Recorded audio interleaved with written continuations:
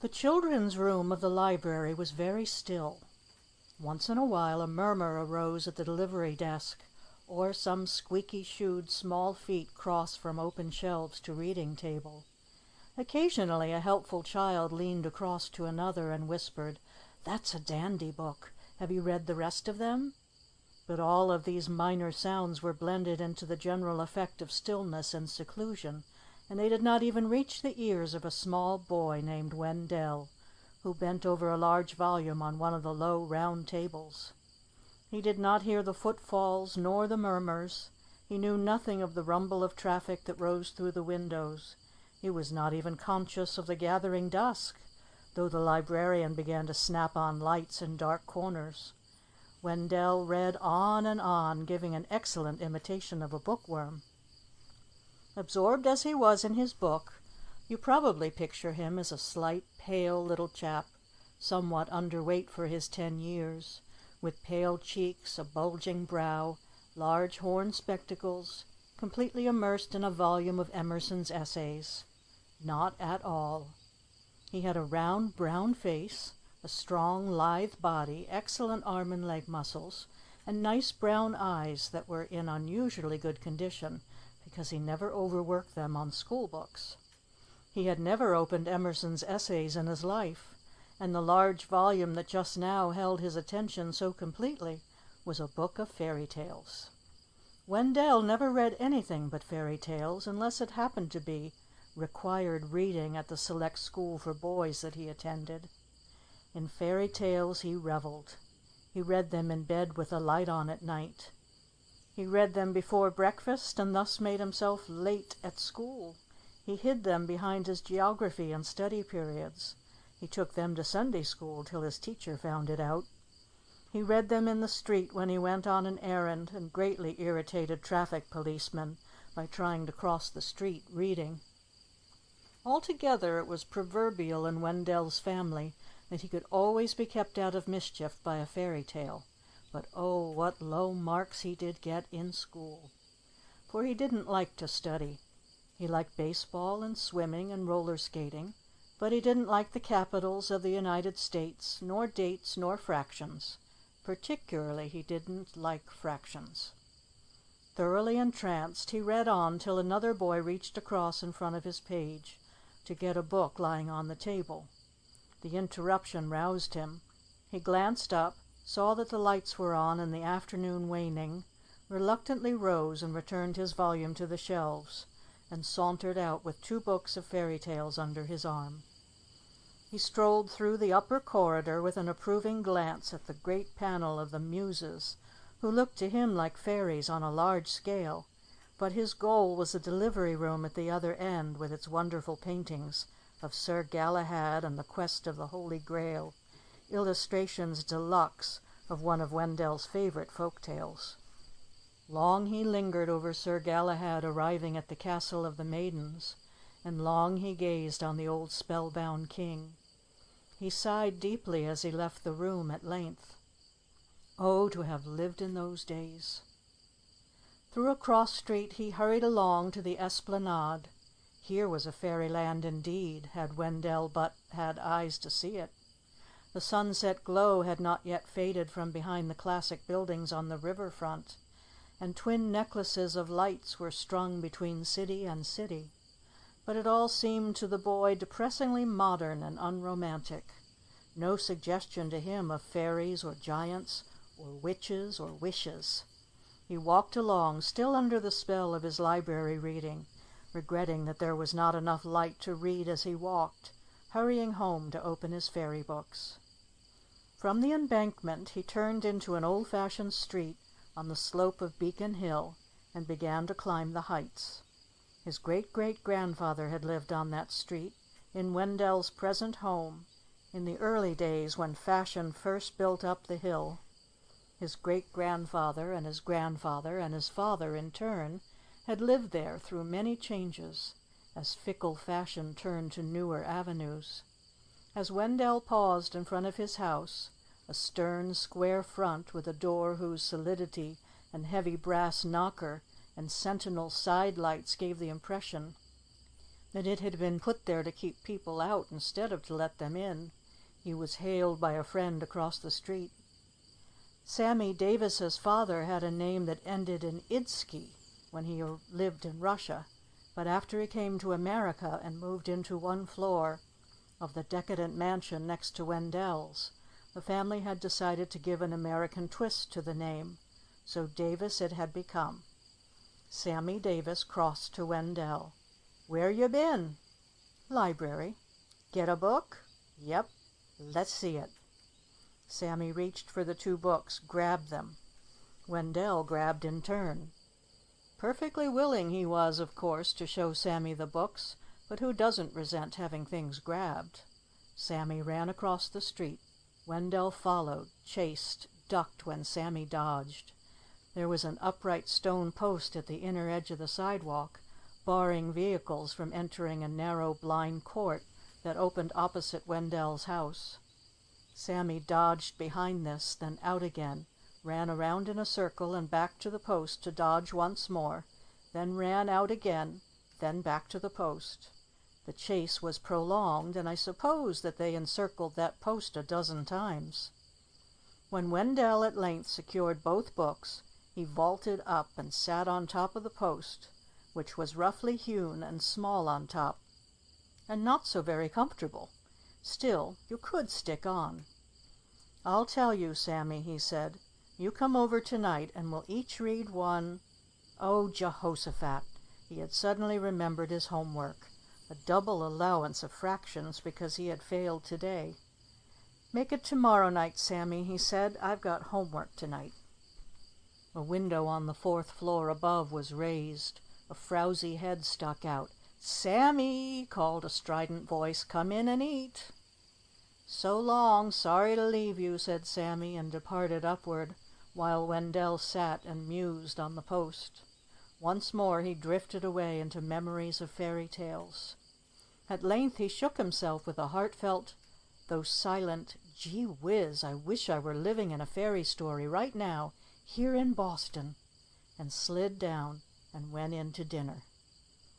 Wendell's family consisted of his father and mother and two older brothers, Alden and Otis.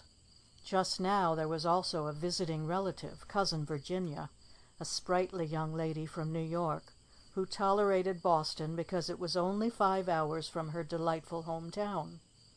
She seemed to live in a constant state of amusement at things that Wendell's people didn't consider funny at all. Her greeting this time to Wendell was, "Well, Ralph Waldo Theocritus Shakespeare, how's the public library today?" Wendell didn't see anything funny in that. He grunted. "Did you happen to see that interesting new volume of correspondence between Socrates and Lady Jane Grey?" Wendell didn't even know that this was intended to be funny. "I was reading fairy stories," he said. "Shocking," said Cousin Virginia, "a descendant of the Puritans."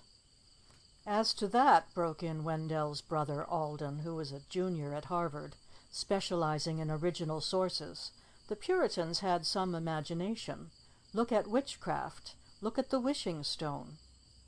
"What wishing stone?" asked Cousin Virginia. "I've seen the kind they set in a ring on a girl's third finger.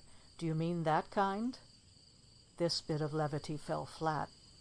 "The wishing stone," said Alden, "was a projecting boulder in the Common, somewhere near the present junction of the Beacon Street Mall and the Oliver Wendell Holmes Walk. There was a tradition that if one walked or ran 9 times around the stone, and then stood or sat on it and silently made a wish, the wish would come true." "And here you've shown me all the sights of Boston and left that out," cried Cousin Virginia. "Why, it's much more interesting than Bunker Hill Monument. Let us hie us thither by moonlight as soon as we finish dinner. Careful, Wendell, if your eyes should pop right out, you couldn't put them back." "The stone," said Alden, "is no longer there." "Oh, where is it, Alden?" cried Wendell. "According to the early diarists," returned Alden, "most of those boulders on the Common were used for building stone from time to time. I doubt whether its history could possibly be traced." Well, why couldn't they hang on to it when they had it? Said Wendell in deep disappointment. Then he went up to his room to do his homework, that sad double lot of fractions. Of course, Wendell's intentions were excellent. He fully meant to devote himself to that homework, to forget the fairy stories that still hung like a mist about his brain, and tackle those fractions like a man. But we all know how it is. Just as soon as we have looked at this one funny page of the newspaper, or read this one verse, or found out what the next chapter is about, we will certainly settle right down to business. There was the arithmetic. There were the 2 fairy books from the library. Unless you are a seraph with wings and always do your duty, you will not be surprised to hear that Wendell treated himself to just one peek at the fairy stories before doing his homework, and that he never thought of those fractions till he heard his mother's step on the stairs, when he shoved the fairy book into his desk drawer and opened his arithmetic at random. "Bedtime, my son. Have you finished your lessons?" asked his mother. "No, bothersome lot. Can't make anything of this example. Have to give me another half hour," muttered Wendell, not really wishing to deceive his dear mother, but a little bit ashamed to tell her how he had neglected his duty. "I'm sorry, dear, but you'll have to do it in the morning. You mustn't lose sleep, and your brain will be clearer then. I'll tell Jane to call you half an hour early. Many are called, but few get up, as the proverb hath it." Wendell, next morning, was not one of the few. Jane's call fell on sleepy ears. He turned over for one more snooze, woke an hour later to find himself way behind time, hustled through his dressing and his breakfast, and was off to school with lessons unprepared, a sad thing that happened only too often in his easy-going life. He managed to slide through most of his recitations, badly but not disgracefully, until he came to the arithmetic class. I might tell you in detail of his tragic floundering through problems that he was supposed to have prepared, of his guilty acknowledgment that he had not made up the delinquencies of yesterday and the day before, and of the stern wrath that was visited upon him by the arithmetic teacher, a strict and disciplinary spinster whose patience he had often tried in the past. But this is not a school story. I have to record only such a part of his troublous career as led directly to the wonderful adventure of the wishing stone. So, briefly, he was kept in, with 3 days' problems to finish before he could go home. His teacher, who bore the singularly happy name of Miss Ounce, left him alone in the deserted schoolroom. She had a lesson to give in another part of the building. Wendell pulled his book in front of him, flipped the pages open to the proper place, ran his fingers through his hair, and remained in that attitude, which may have denoted either deep concentration or utter dejection. He read the first problem through twice, and it had no more meaning for him than Dante's Inferno in the original tongue. "Jerusalem," he said aloud after a long pause. "Can I be of any assistance?" asked a friendly voice. It came from a little being perched on the desk in front of him, who certainly had not been there a moment before. He was about the size of a 2-year-old child, but he had the face of an old man, a genial old man with twinkling eyes. His body was very round and quite filled his suit of blue knitted jersey, and his arms and legs were long and spindling. "For goodness sakes, who are you?" gasped Wendell. "I'm a pixie," said the being. "You are?" said Wendell. "I didn't know there were any, out of fairy stories." "But I'm in a fairy story," explained the pixie politely. "I'm in the same fairy story you're in." "Am I in one?" said the startled Wendell. "Since last night," declared the pixie. "You wished to be, you know, on the wishing stone, after you had run around it 9 times. It's a sure charm." "The wishing stone? Is that the old wishing stone, the alley post?" "Somewhat fallen into disuse," assented the pixie, "but nevertheless the wishing stone." "Well, I never!" said Wendell. It was so stupendous, such an unbelievable piece of good fortune, that at first he did not grasp its possibilities. Then his eye fell on the open book lying on his desk. "Say," he exclaimed, "if that's all true, if I'm really living in a fairy story, there ought to be some way of settling junk like this in short order." He gave a vindictive thump to the arithmetic. "That's what I came for," said the pixie. "I thought I saw a business opening here." "You mean," faltered Wendell. "Why, I'll do your problems for you. That's easy. And you do 3 tasks for me." "3?" "Yes, it's always 3," said the pixie. "Say, I think I ought to get more than just these problems for 3. I think you ought to do my homework till the end of the term." "Just as soon," said the pixie. "No trouble to me. Is it a bargain?"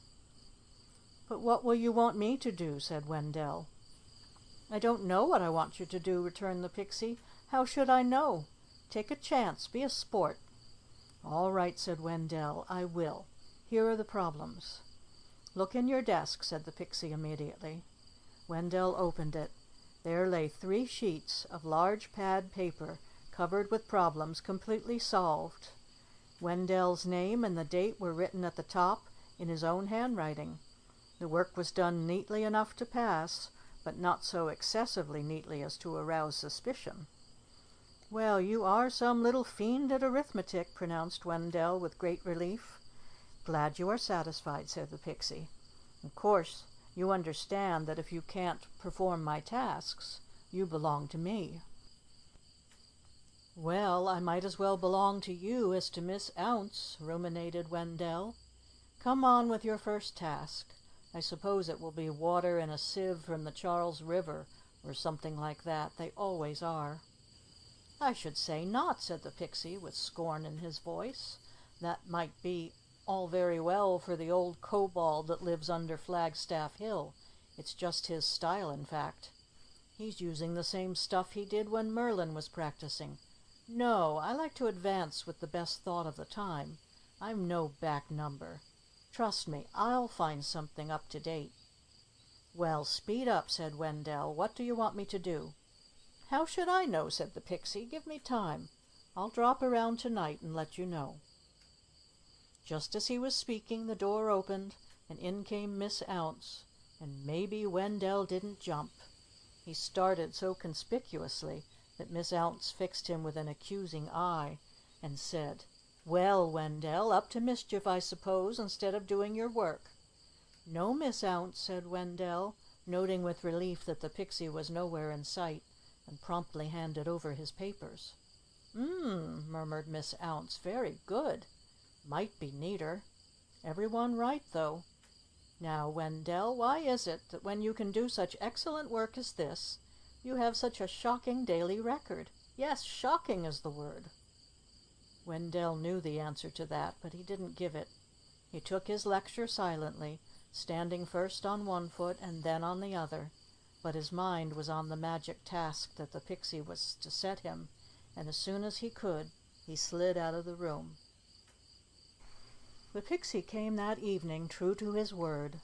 Wendell, undisturbed by fractions, luxuriously idling over his fairy books, looked up suddenly, and there sat the funny little fellow on the foot of the bed. "How are you?" said the pixie. "I didn't have time to say goodbye today. Your Miss Ounce turned the door handle too quickly." "That's all right," said Wendell. "Are you ready to spring my first task yet?" "Yes, sir," said the pixie gleefully, "and you can't say it isn't up to the minute. You must bring me an aeroplane that you have found traveling underground." "Why, there's no such thing," said Wendell vexedly. "An aeroplane traveling underground! How silly! An aeroplane doesn't travel underground. How can it?" "Don't ask me," shrugged the pixie. "How should I know? You can't expect me to make up the tasks and think up the answers, too. Be reasonable." And he vanished. Wendell was greatly cast down. "It's a fool task," he said as he went to bed. "In fact, it's impossible." He woke with a sense of calamity hanging over him. Really, it was almost as bad as having fractions on his mind. He was so serious at breakfast that Cousin Virginia asked him if he was practicing to be a Puritan ancestor at a fancy dress ball.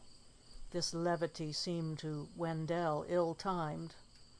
The brooding anxiety lingered with him all through school time. What if he couldn't do the task? What would it be like to belong to a pixie? He didn't like the prospect. He came out of his school on Beacon Street, still with the cloud lowering over him. He felt desperate. He thought of going over to the train yards of South Station and stealing a ride in an empty cattle car bound for the prairies of the West. He meditated stowing away on a ship bound for Timbuktu or Guam or somewhere. Just then a tempting truck passed him, southbound on Beacon Street. It was low and it was going slowly, and altogether it offered just the right opportunity to hook a ride. Wendell seized the opportunity and the truck together and dodged down inside, unseen by the driver. In Alston, Wendell dropped out again. His mind was somewhat relieved by this pleasant adventure, and he didn't wish to get too far from home. He hailed an electric for Park Street. Now, you may not believe it, but the first thing he saw when he got on the car was an aeroplane, a toy aeroplane about 4 feet long, carried in the arms of a freckle-faced boy. Wendell sat down by the boy. "Does it go?" he said. "Sure it does," said the freckle-faced boy. "How?" said Wendell. "You wind it up," said the boy. It was apparently a perfect model of a large aeroplane, a fascinating toy. The freckle-faced boy let him hold it, let him examine it closely. It was a joy to see such a perfect mechanical model on that small scale, but suddenly it brought a leaden lump to Wendell's heart.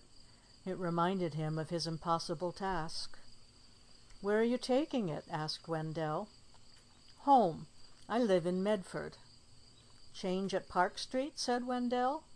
"Scollay Square," said the boy. They were now opposite the public garden. "I'll bet it can travel," said Wendell.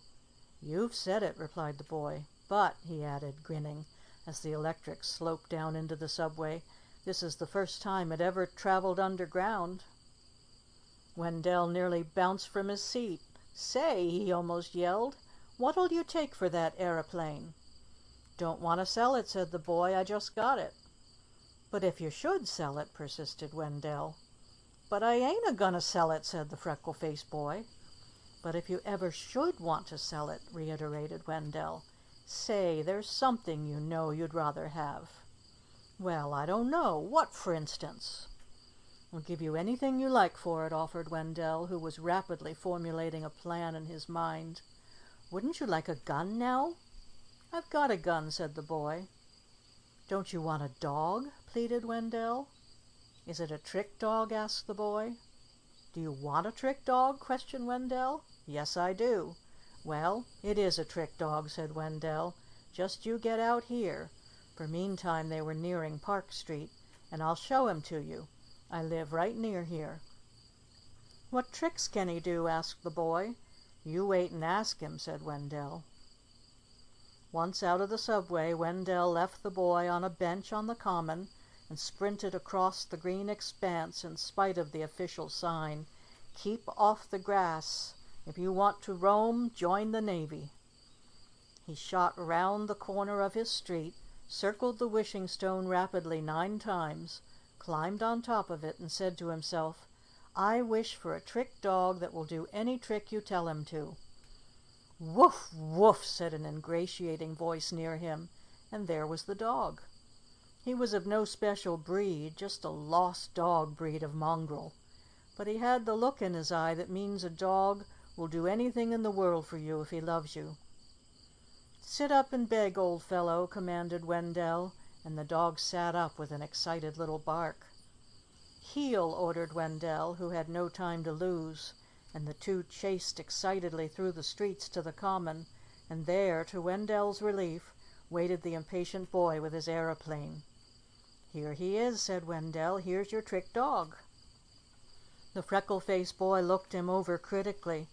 "He ain't much to look at," he said. "Well," said Wendell, "you didn't say you wanted him to take a prize in a beauty contest. You asked for a trick dog." "What can he do?" asked the boy. "You just try him," said Wendell. "Dead dog," said the freckle-faced boy. The dog dropped flat and rolled over motionless. He didn't even blink an eye. "Live dog," said the boy, and up he jumped and frisked and wagged and was very much alive. "Is that all he can do?" asked the boy. "No, he can do any trick," said Wendell. "I don't know 'em all myself. He knew 'em when I got him." "Where'd you get him?" asked the boy suspiciously. "Given to me," said Wendell. "Let's have the aeroplane." The boy hesitated. Perhaps he was afraid that the dog had been stolen or found by Wendell and might soon be claimed by the police. But the dog himself settled the question. He jumped up on the freckle-faced boy and woofed engagingly, and when the freckle-faced boy stooped to pat him, he licked the boy's freckles so warmly and wetly and scratchily and lovingly that the boy hastily handed the aeroplane to Wendell and gathered the dog right up in his arms, and the bargain was complete. Wendell had a few pangs himself. The dog had found a warm place in his heart, too. But he consoled himself with the reminder that he could wish for another just like him any time. And he had the aeroplane. He took it over to the parade ground on the other side of the common and tried it out. It flew beautifully. On its own merits, apart from Wendell's need to satisfy the pixie's demand, it was a very desirable possession.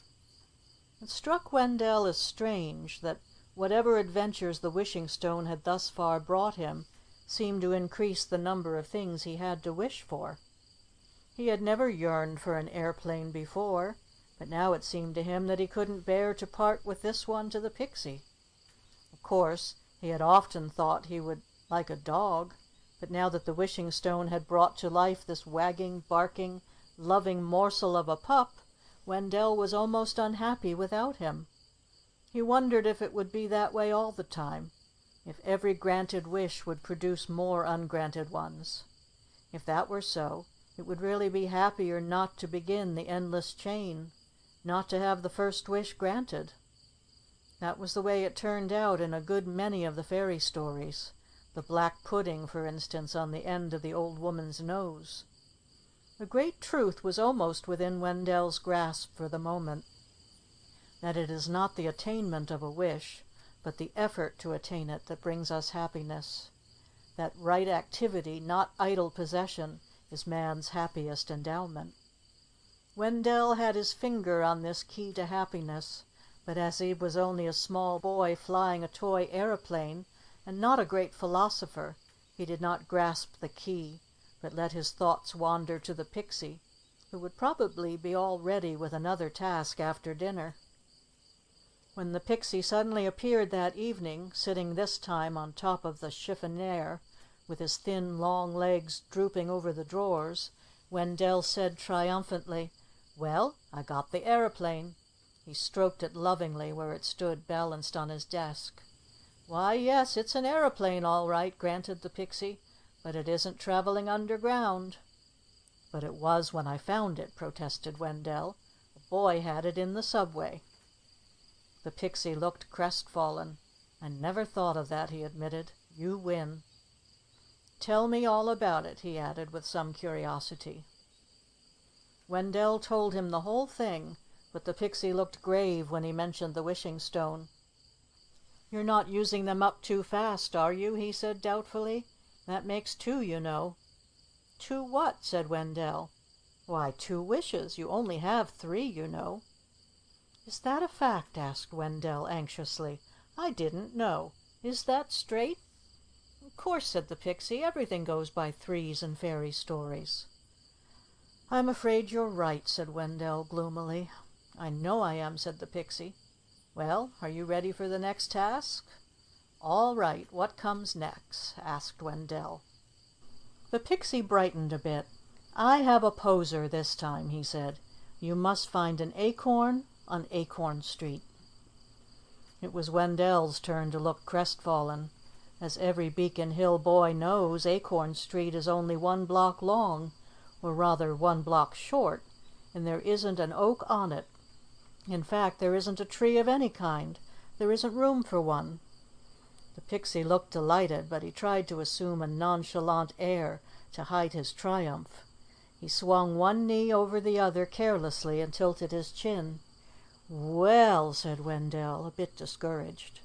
But the thought came to him that in every fairy story the knight who passes the first of 3 tests always squeaks through the other 2 also. So of course there must be some way out. "I'll have to be going," said the pixie in an offhand way. "You'll find your arithmetic paper in the desk drawer. See you tomorrow night." "Hold on," said Wendell. "You forgot the aeroplane." "Forgot it? How?" "Aren't you going to take it along?" "Good gracious, no," returned the pixie peevishly.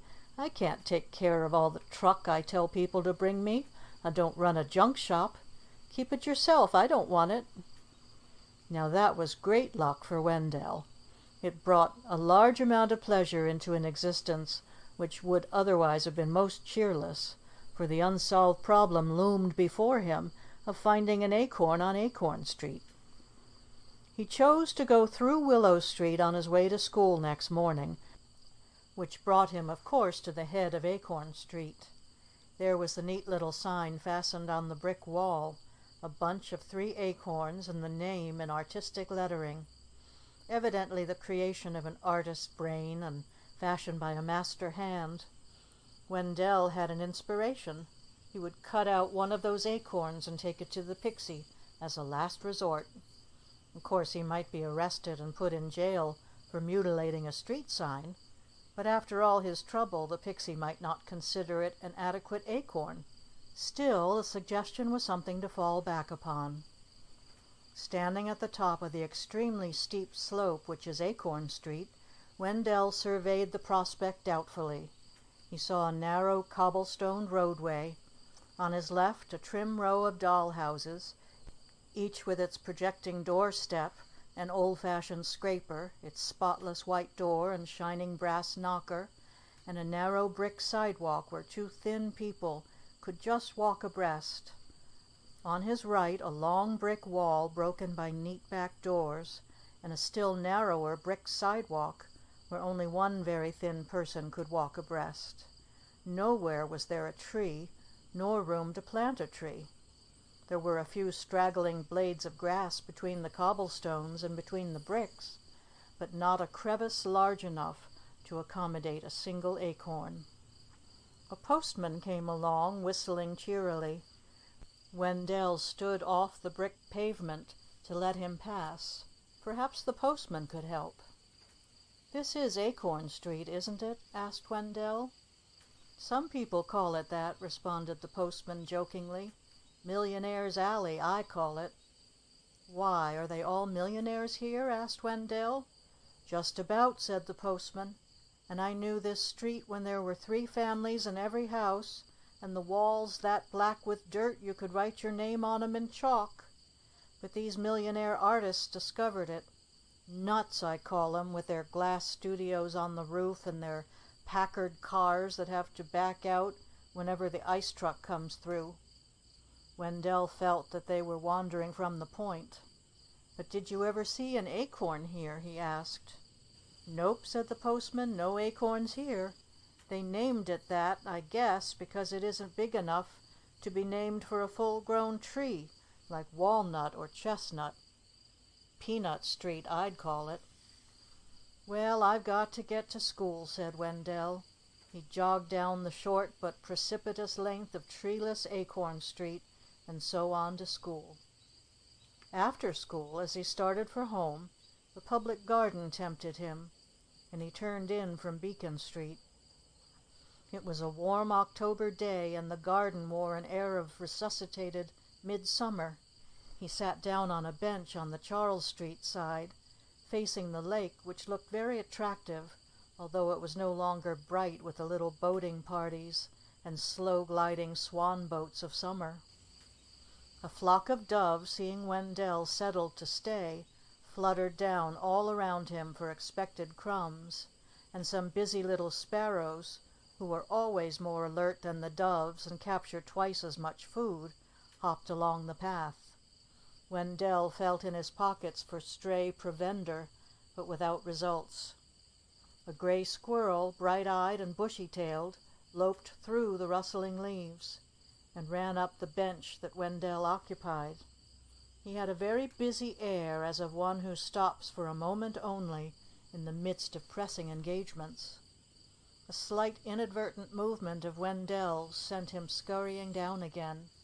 He frisked through the dead leaves, dug up something of interest from among them, and sat up on his hind legs to handle it. Wendell saw that it was an acorn, and noticed that he was sitting under a young oak. "Pity they couldn't plant a few of them where they belong," he said bitterly.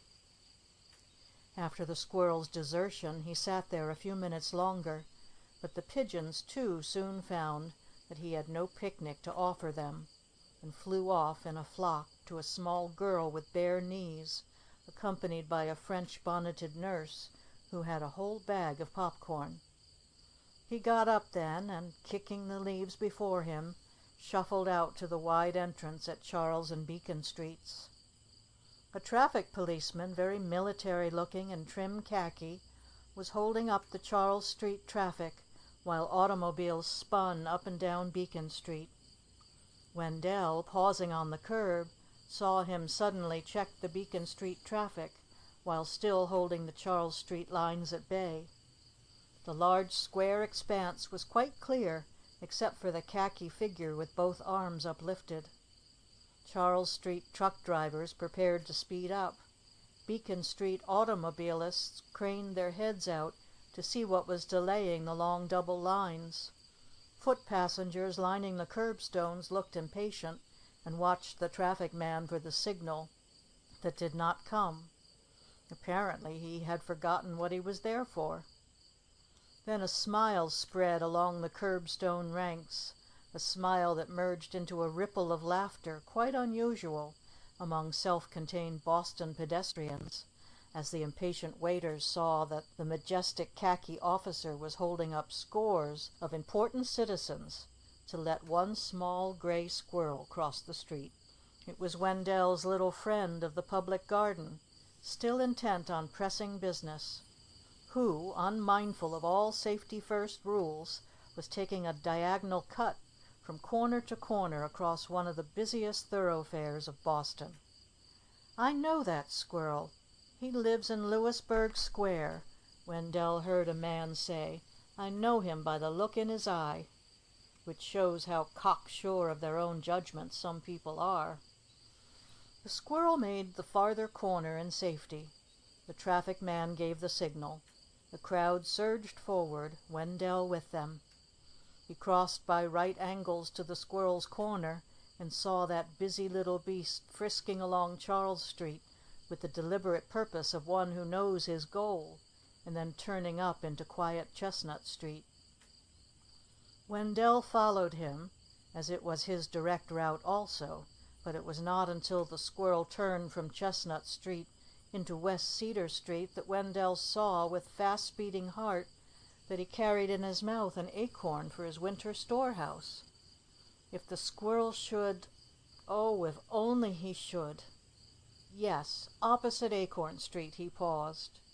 It was evident that he had intended to proceed along West Cedar Street to Mount Vernon Street, which bounds Louisburg Square on the nearer side, but on the doorstep of a West Cedar Street house sat a cat, a sleek gray pussy, and when she saw the squirrel she grew tense all over and began to quiver, commencing at the tip of her tail, and the squirrel saw her and turned up into Acorn Street. Would he drop it? Oh, would he? Would no yapping puppy come to the rescue? Would no tidbit of garbage tempt him to investigation? No, Acorn Street appeared deserted by man and beast. Its aristocratic spotlessness offered no hope of a bread crust or even a banana peel. But just then, one of the spotless white doors opened. A baby girl emerged right in the path of the squirrel.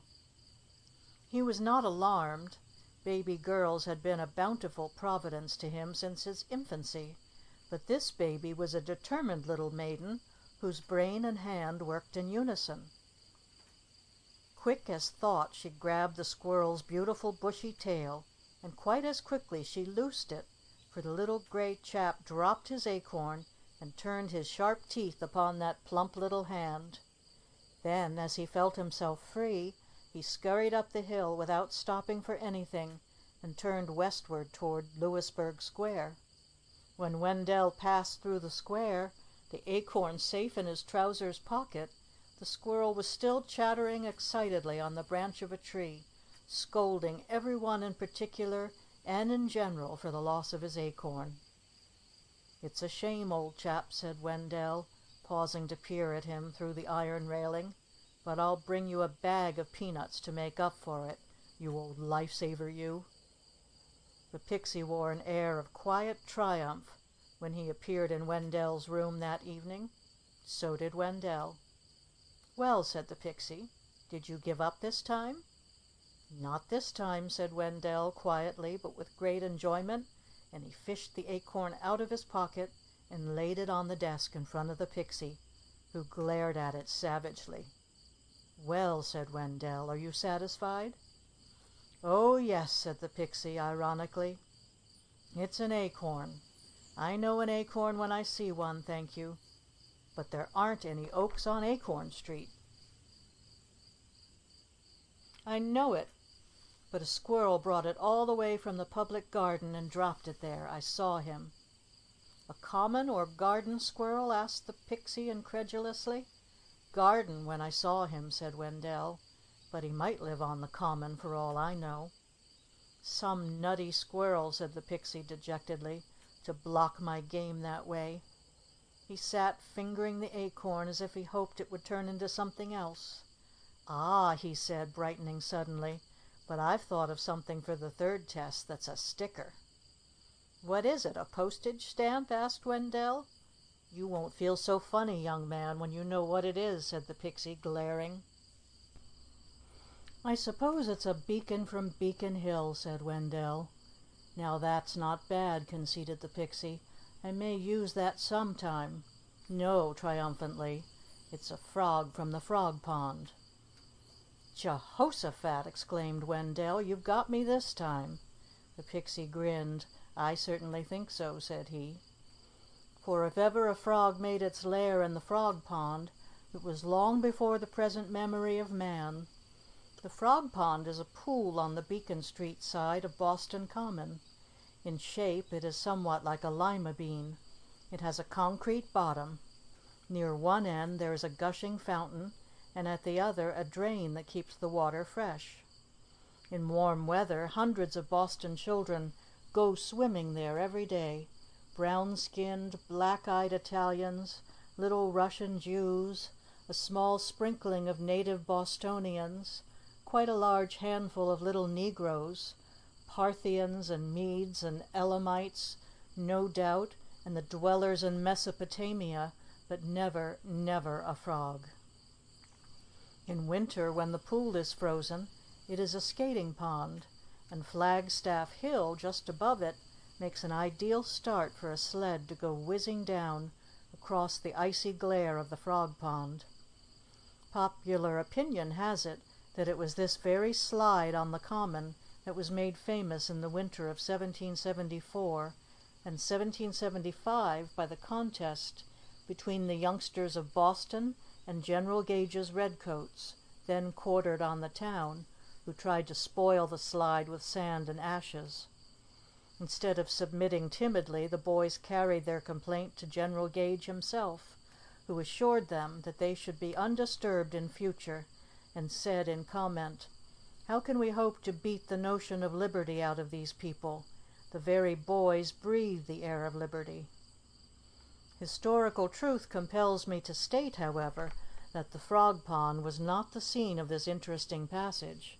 It was undoubtedly on School Street, in the neighborhood of the historic Latin School, that the boys' slide was spoiled, and it was done by the servant of General Haldimand, who was in command under General Gage, though General Gage was indeed the court of appeal that decided in favor of the Latin School boys.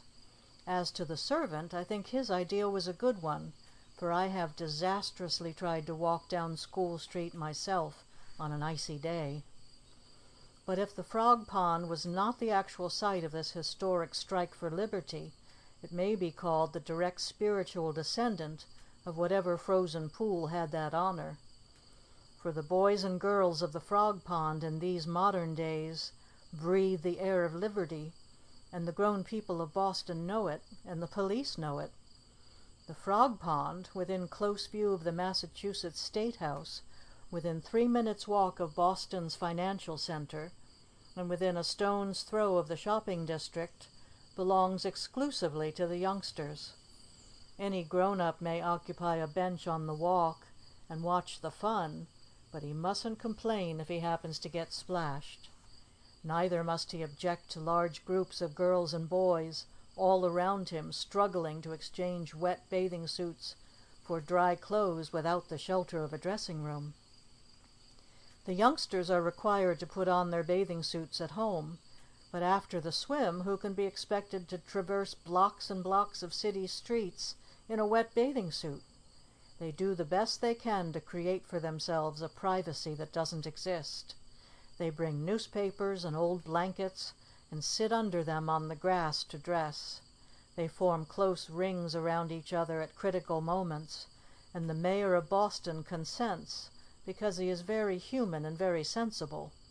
And the common police, who have all known the delights of the Frog Pond and the difficulties of dressing in public in their own boyhood days, turn their backs, and the majority of staid Boston citizens, walking home to dinner past the pond after office hours, approves genially, and is of the opinion that the small minority that disapproves would better walk home by some other path.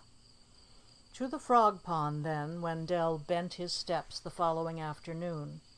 He wore his bathing suit under his shirt and trousers, though it was somewhat late in the season for bathing. The warm weather had brought out a number of adventurous souls, Sammy Davis among them. "Hi, Wendell, come on in," yelled Sammy.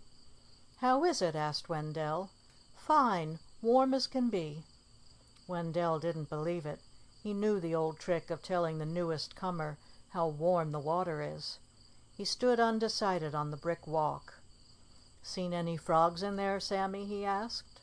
Of course it was a foolish question, but it popped out before he could check it.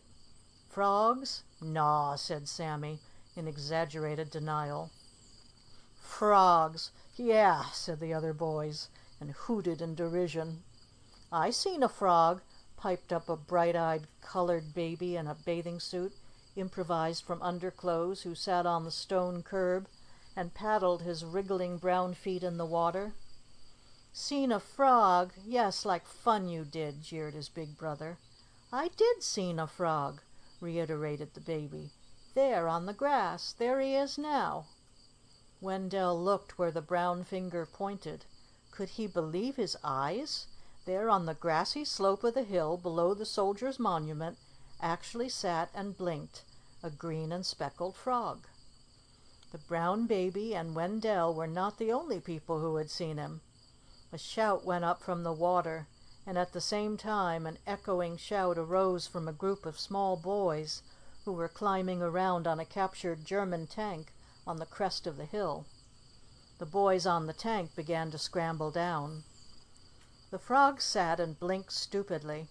It seemed dazed or injured, but as the tank contingent cast themselves down the hill, it leaped with that surprising suddenness that characterizes frogs, and with its long legs shooting behind, plunged head first down the slope and into the water.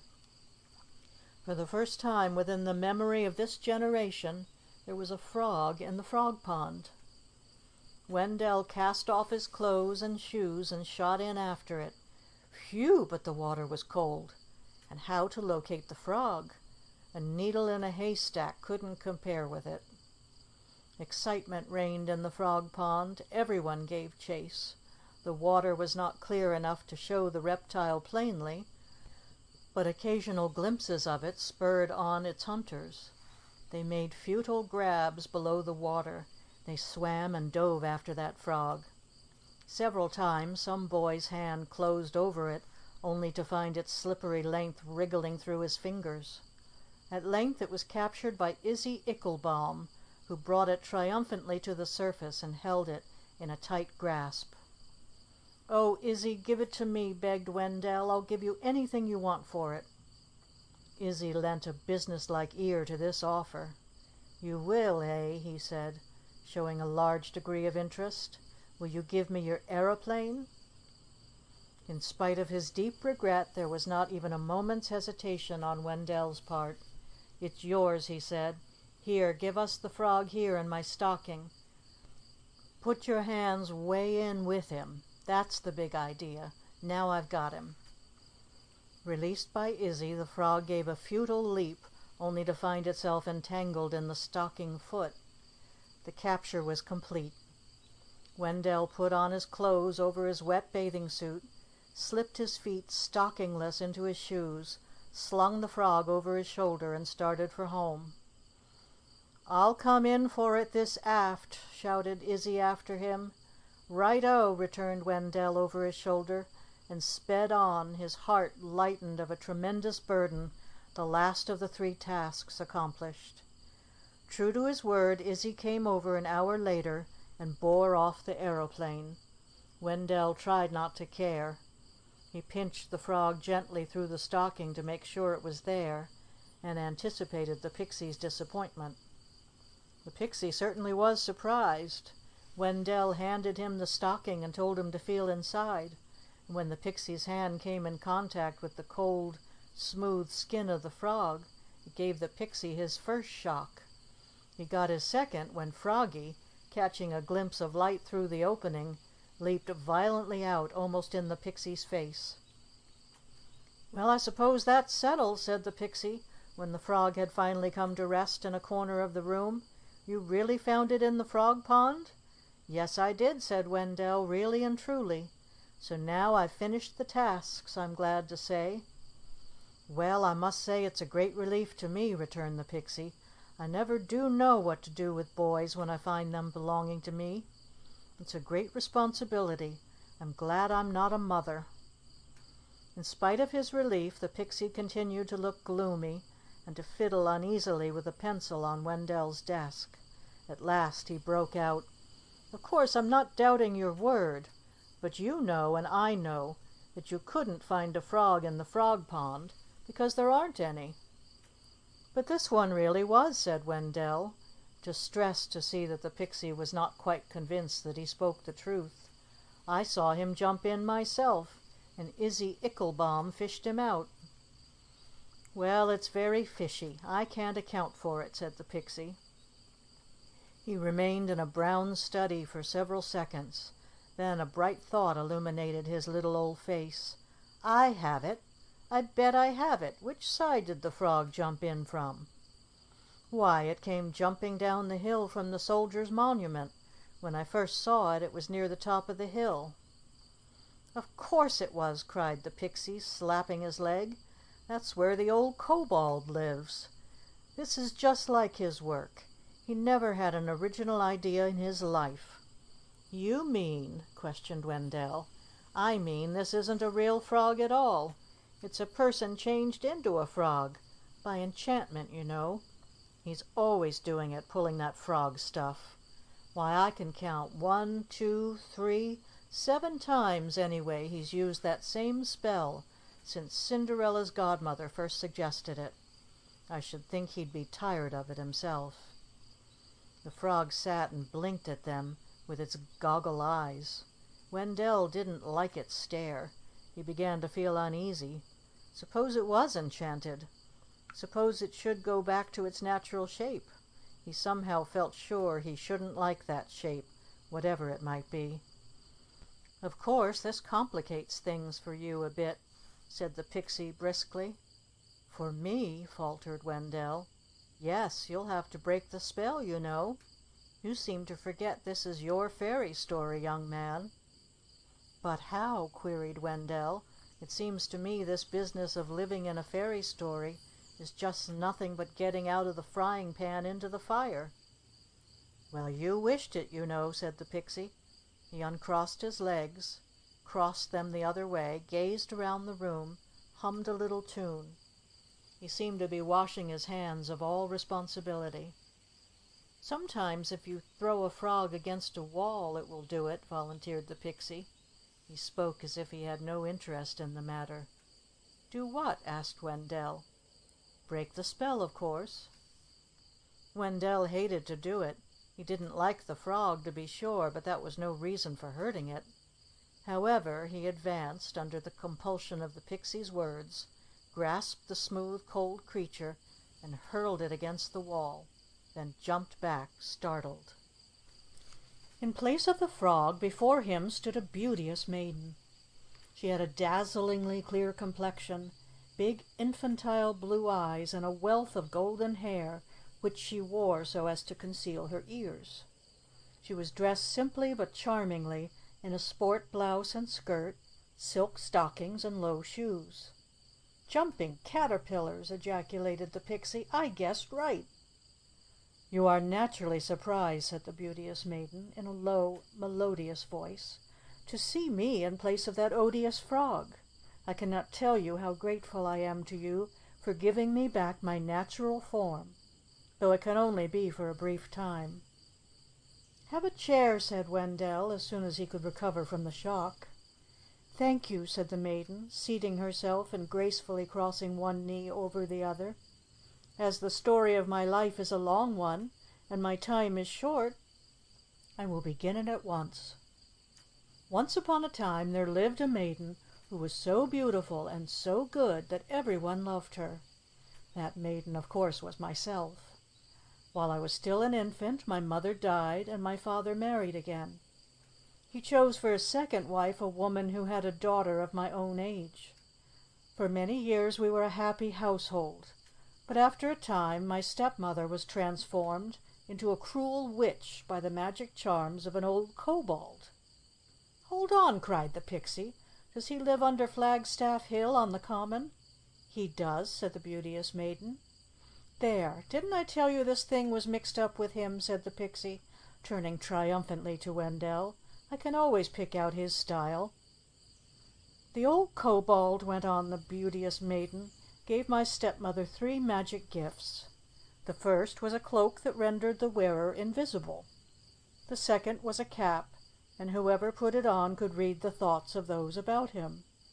The third was a book of spells, containing all the spells and charms ordinarily used by magicians. The old kobold decreed that my stepmother should remain under his spell as long as she held these gifts in her possession, but if she should be robbed of them, she would lose her base powers as a witch and be restored to her original virtuous self. I see your work cut out for you," said the pixie, in a low aside to Wendell. "I cannot tell you," continued the beauteous maiden, "what a wretched life I led from this time on. I was dressed in rags, had only cold scraps to eat, and was forced to do the most menial work of the house, while my stepsister wore beautiful clothes and went to balls every night." "Why didn't your father stop it?" put in Wendell. "I've always wondered about that in these stepmother stories, why the father stood for it." "I was coming to that," said the beauteous maiden graciously. "My father died soon after his second marriage, and my stepmother married again." "I see," said the pixie thoughtfully. She took a step farther. "Yes," assented the beauteous maiden, "and he was a horrible giant whose favorite diet was little boys. In addition, my stepmother made life a burden to me by her magic arts. She spied upon all my actions with the cloak of darkness, and she spied upon all my thoughts with the cap of thought, and she was constantly using her book of spells to annoy me.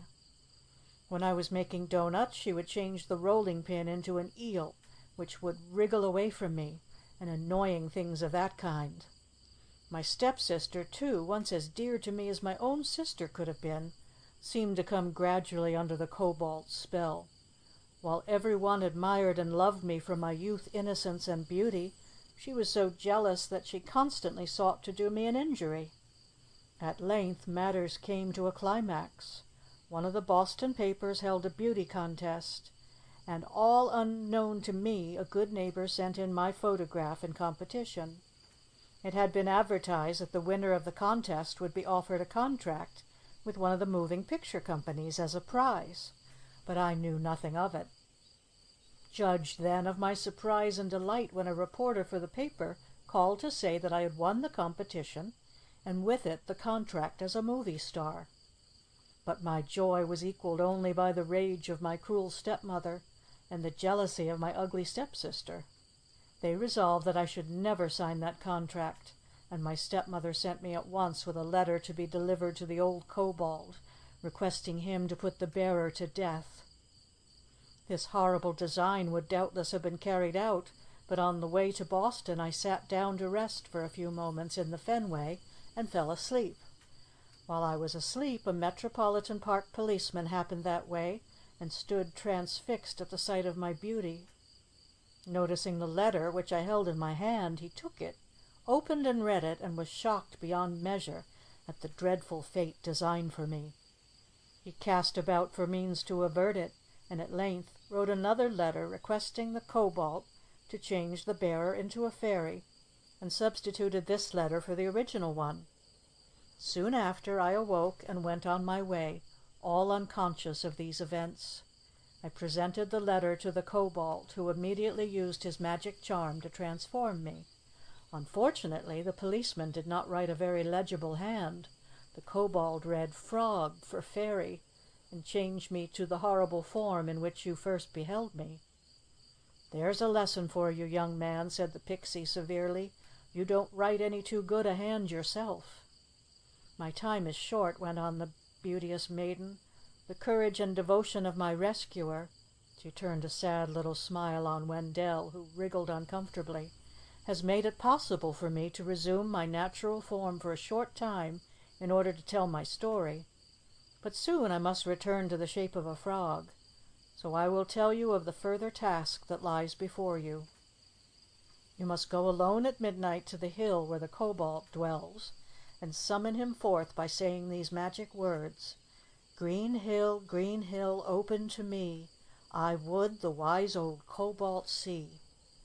"Well, if that isn't conceited," said the pixie scornfully. "Of all the nonsense! The wise old cobalt, my word! When the kobold comes out, you must tell him that you have come to rescue the beauteous maiden, and inquire his terms. He will ask you to perform a task for him, and when it is completed, I shall be free." "I know just what he'll ask you, too," put in the pixie. "Same superannuated stuff. He'll ask you to guess his name." "Well, what is his name?" asked Wendell, looking from the pixie to the beauteous maiden and back again. "How should I know?" shrugged the pixie. "He doesn't know himself, really. He stuck to Rumpelstiltskin a few hundred years, but lately he changes it every time. He has to, you know, because he always gives it away himself, spinning round on one leg. That's just how much sense he has." "Which side of the hill, I wonder?" went on Wendell, turning to the beauteous maiden, but to his startled surprise she had vanished, and there sat the frog, as green, as goggle-eyed, as unintelligent, as altogether repulsive as if it had never won a beauty contest in its life. "How did she get that way?" he asked the pixie, who only smiled gleefully and returned, "It's a great life, isn't it, this fairy story business?" "Well, I suppose I've got to do it," said the harassed boy. "How am I ever going to stay awake till midnight, I don't see." "Oh, I'll wake you, my boy," said the pixie obligingly. "You go to bed." "And what am I going to do with him with her?" pursued Wendell, pointing vindictively to the frog. "Now I know what she is, I've got to make her comfortable somewhere. She can't sleep in a stocking." The frog blinked and stared at him. Wendell stared back gloomily. He wondered if different frogs looked different to each other, like boys and dogs. It seemed to him that this frog was particularly ugly, even judged by frog standards of beauty.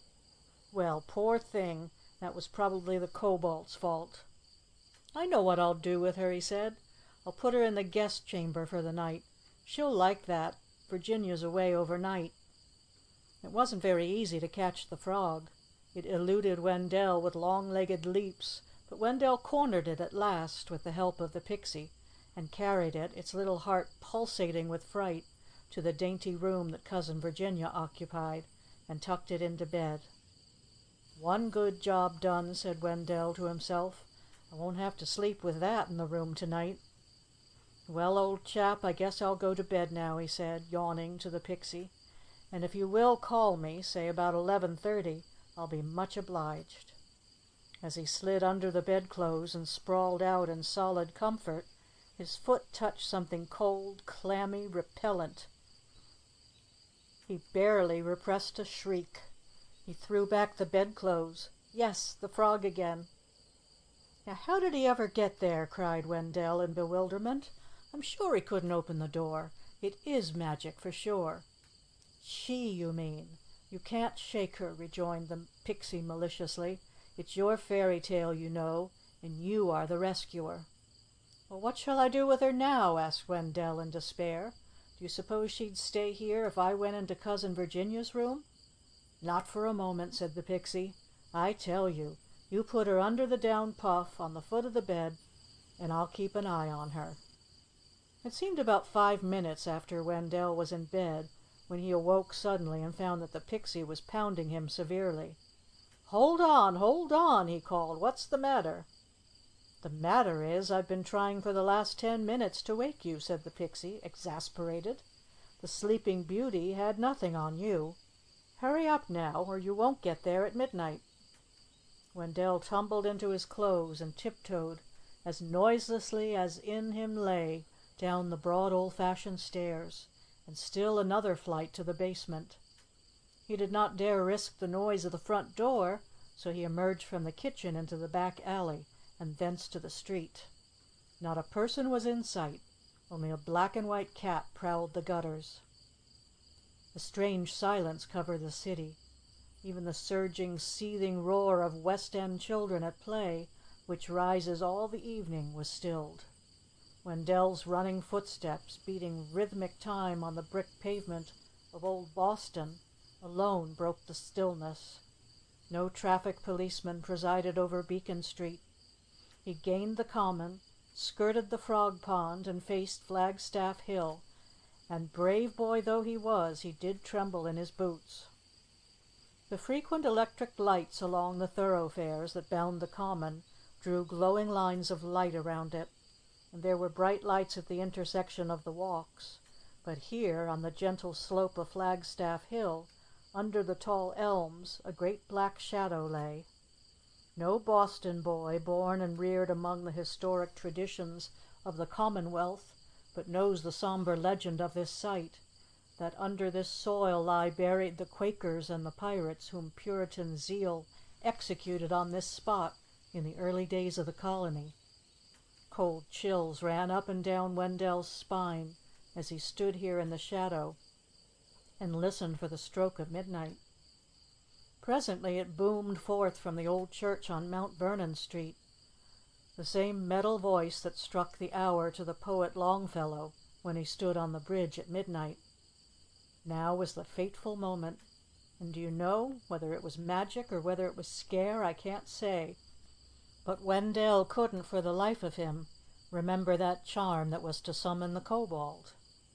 A striking of the clock, bringing with it the memory of that well-known poem which he had learned in school, had driven every bit of verse out of his mind, except his cousin Virginia's irreverent version of the same poem. I stood on the bridge at midnight as the clocks were striking 3, and a cabman drove across the bridge and hitched his horse to me. On the 11th stroke of the old church bell, the Park Street Church at Brimstone Corner took up the echo. Wendell, by a mighty effort, recalled the charm before the second sonorous voice had died on the still air. Green hill, open to me. I would the wise old cobalt see, repeated Wendell. Suddenly another electric light on the path below sprang into brightness and sent a light streak across the shadow of the elms. For a moment Wendell fancied, and decided that it must only be fancy, that the ground trembled slightly under his feet. Then, before his eyes, there came a crack in the earth, as if a giant seed were germinating and pushing up a shoot. The crack widened. It became a tunnel extending apparently into the very heart of the hill, and suddenly, like a cut moving picture film that jerks a sudden change upon the screen, he saw that the mouth of the tunnel was occupied by an unexpected, grotesque figure that could be none other than the cobalt. Wendell had expected that the kobold would look somewhat like the pixie, but they had nothing in common except smallness of stature. The cobalt was about the size of a 6-year-old and had white hair and white whiskers and a very long white beard that reached to his waist. He appeared to be wearing a belted velvet suit with full sleeves and breeches, and he was very stout and stocky. "Who summons me?" he said, with dignity. "I do," said Wendell, advancing boldly, now that there was need for action. "I should like to know how to free the beauteous maiden from your spell." The kobold chuckled grimly, an exclusive sort of chuckle that made Wendell feel very much out of the joke. "If you wish to win the maiden's freedom," he said slowly, "you will first have to guess a riddle. You may have 3 chances to give the answer. If you guess correctly on any one of those trials, the maiden shall be restored to her original form. If you fail, she shall still remain a frog, and you too shall be transformed into another shape at my will." "Good gracious!" cried Wendell. "Is there as much to it as all that? I'm not going to be changed into anything at anybody's will. You can keep your old riddle and your frog too, for all of me." He turned to go. "Stay!" cried the kobold. So he stayed to listen. "I might add," said the kobold, "that while the above terms are my regular ones, I might make a slight reduction in your case, as business is particularly dull just now. Indeed, to be candid, it is nearly 100 years since I've had any opportunity to hold this guessing contest." "Well, how much of a reduction?" asked Wendell. "Will you leave out the part about transforming me? Say, if I win, the frog changes back to the maiden, and if I lose, it stays a frog?" "No, no," returned the kobold. "Such is not my method of doing business. The princes that have entered this contest in times past have at least agreed to be transformed for a limited time." "Not for a moment for me," said Wendell. "Times have changed." "A week, say," urged the kobold.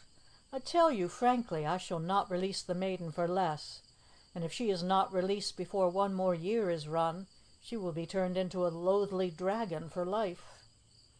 "Well, make it a week then," said Wendell sulkily. "Agreed," said the kobold. "Here, then, is the riddle you must answer. What is Boston?" Without a moment's hesitation, just as promptly as if he had been asked his own name, Wendell replied in Dr. Holmes's words, as any Boston boy would. "Boston is the hub of the universe."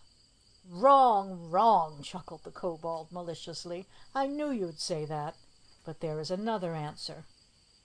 "Well," said the crestfallen Wendell, "I'll go home and think it over. And say, do I have to come at midnight every time? It's mighty hard to sneak out just then." "No, I will make an appointment with you for any time you say," returned the kobold obligingly. "Morning, evening, whatever you wish." "Let's make it 8 o'clock in the morning," said Wendell. "I could drop in here on the way to school." "Tomorrow?" asked the kobold. "No," hesitated Wendell. "I'll need a little time on this thing." "I'll wager you will," chuckled the old kobold, growing almost slangy in his dignified glee. "Say the day after tomorrow," suggested Wendell. "Agreed," said the kobold. "You will find me here outside the hill, and mind you bring back that frog. It is not your property, you must remember." "I will. I'll be glad to," returned Wendell hurriedly. The frog was already on his nerves. "And only 2 more guesses," added the kobold. "I know," said Wendell meekly. He was very much mortified to have failed so quickly through his own assurance. He went back through the silent streets, let himself in quietly, and bolted the back door, took off his shoes, and groped up to his room, where the pixie sat awaiting him.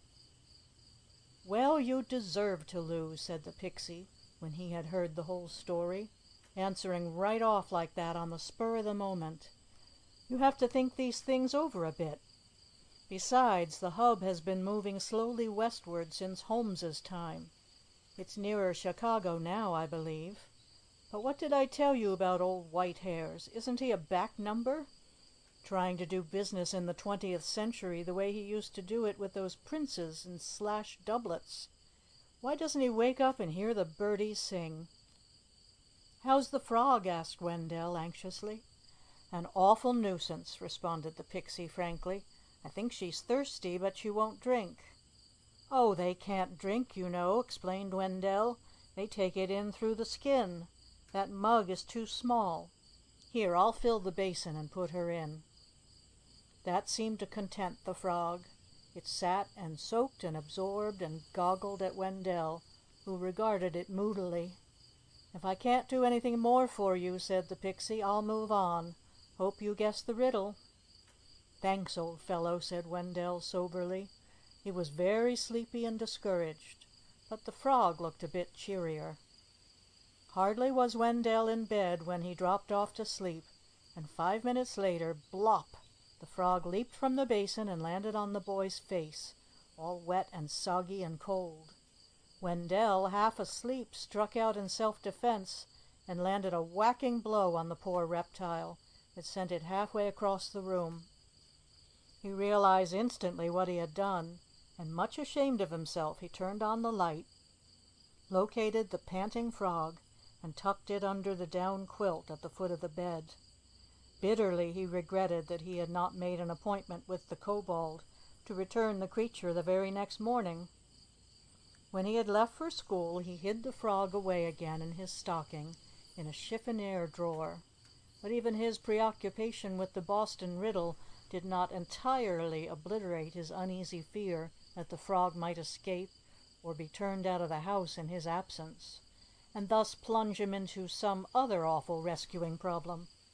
He had hoped that the geography or history or literature lesson might enlighten him on the definition of Boston, and his attention to study was so strict that his teachers thought best to watch him even more closely than usual to forestall whatever mischief must be brewing. But no ray of light came to him from any of his lessons. He went home despondently, assured himself that the frog was still safe, and went out to play with cheerful Sammy Davis and the other fellows.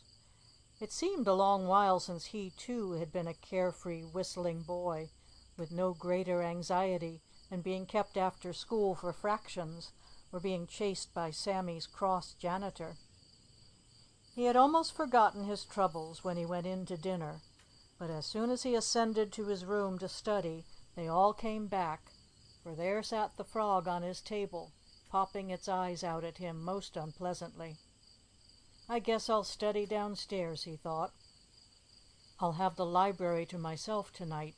Mother and Father have gone to the symphony, and I guess Cousin Virginia's out somewhere."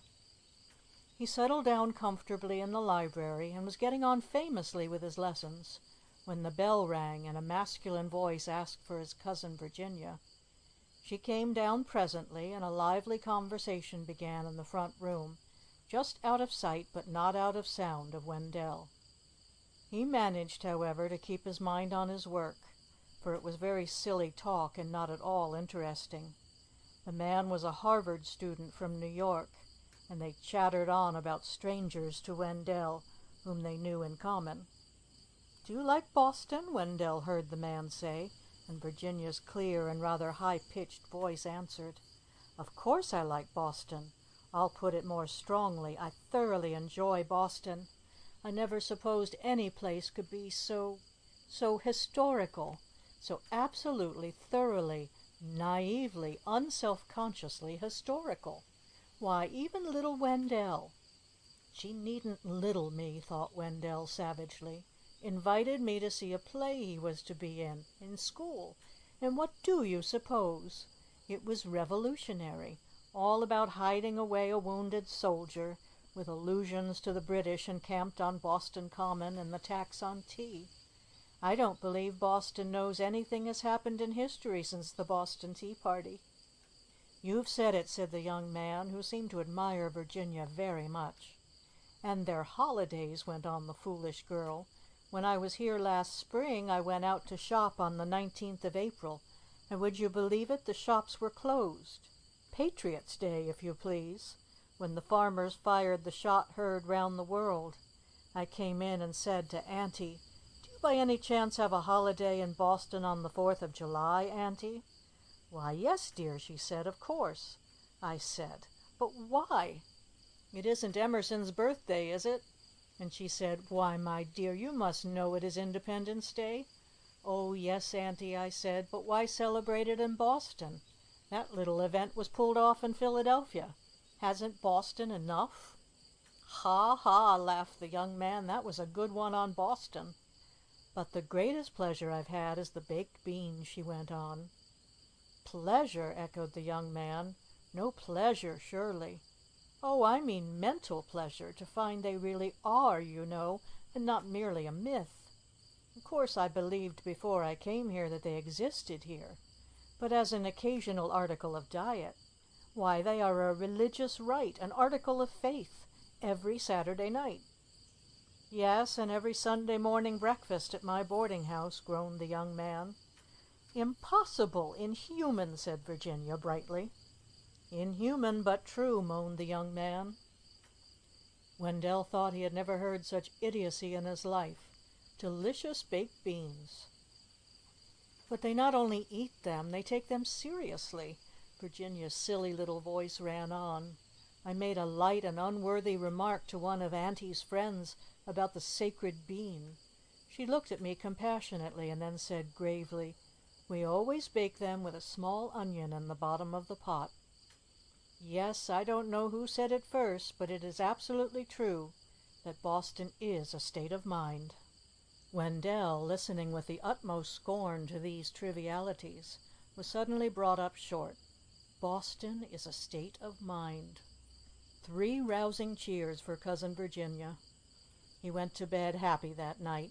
Even the presence of the loathsome frog was endurable. Tomorrow he would return the creature to the cobalt, and at the same time fling the answer to his riddle in his teeth, if he had any teeth. It would seem probable that a kobold with so much white beard would be too old to have teeth. The cobalt was waiting for him on the slope of Flagstaff Hill next morning. So cleverly did his velvet suit take on the soft tone of the elm trunks that no one of the busy passers-by, hurrying on to business through the common, discerned him there under the trees, though Wendell saw him clearly.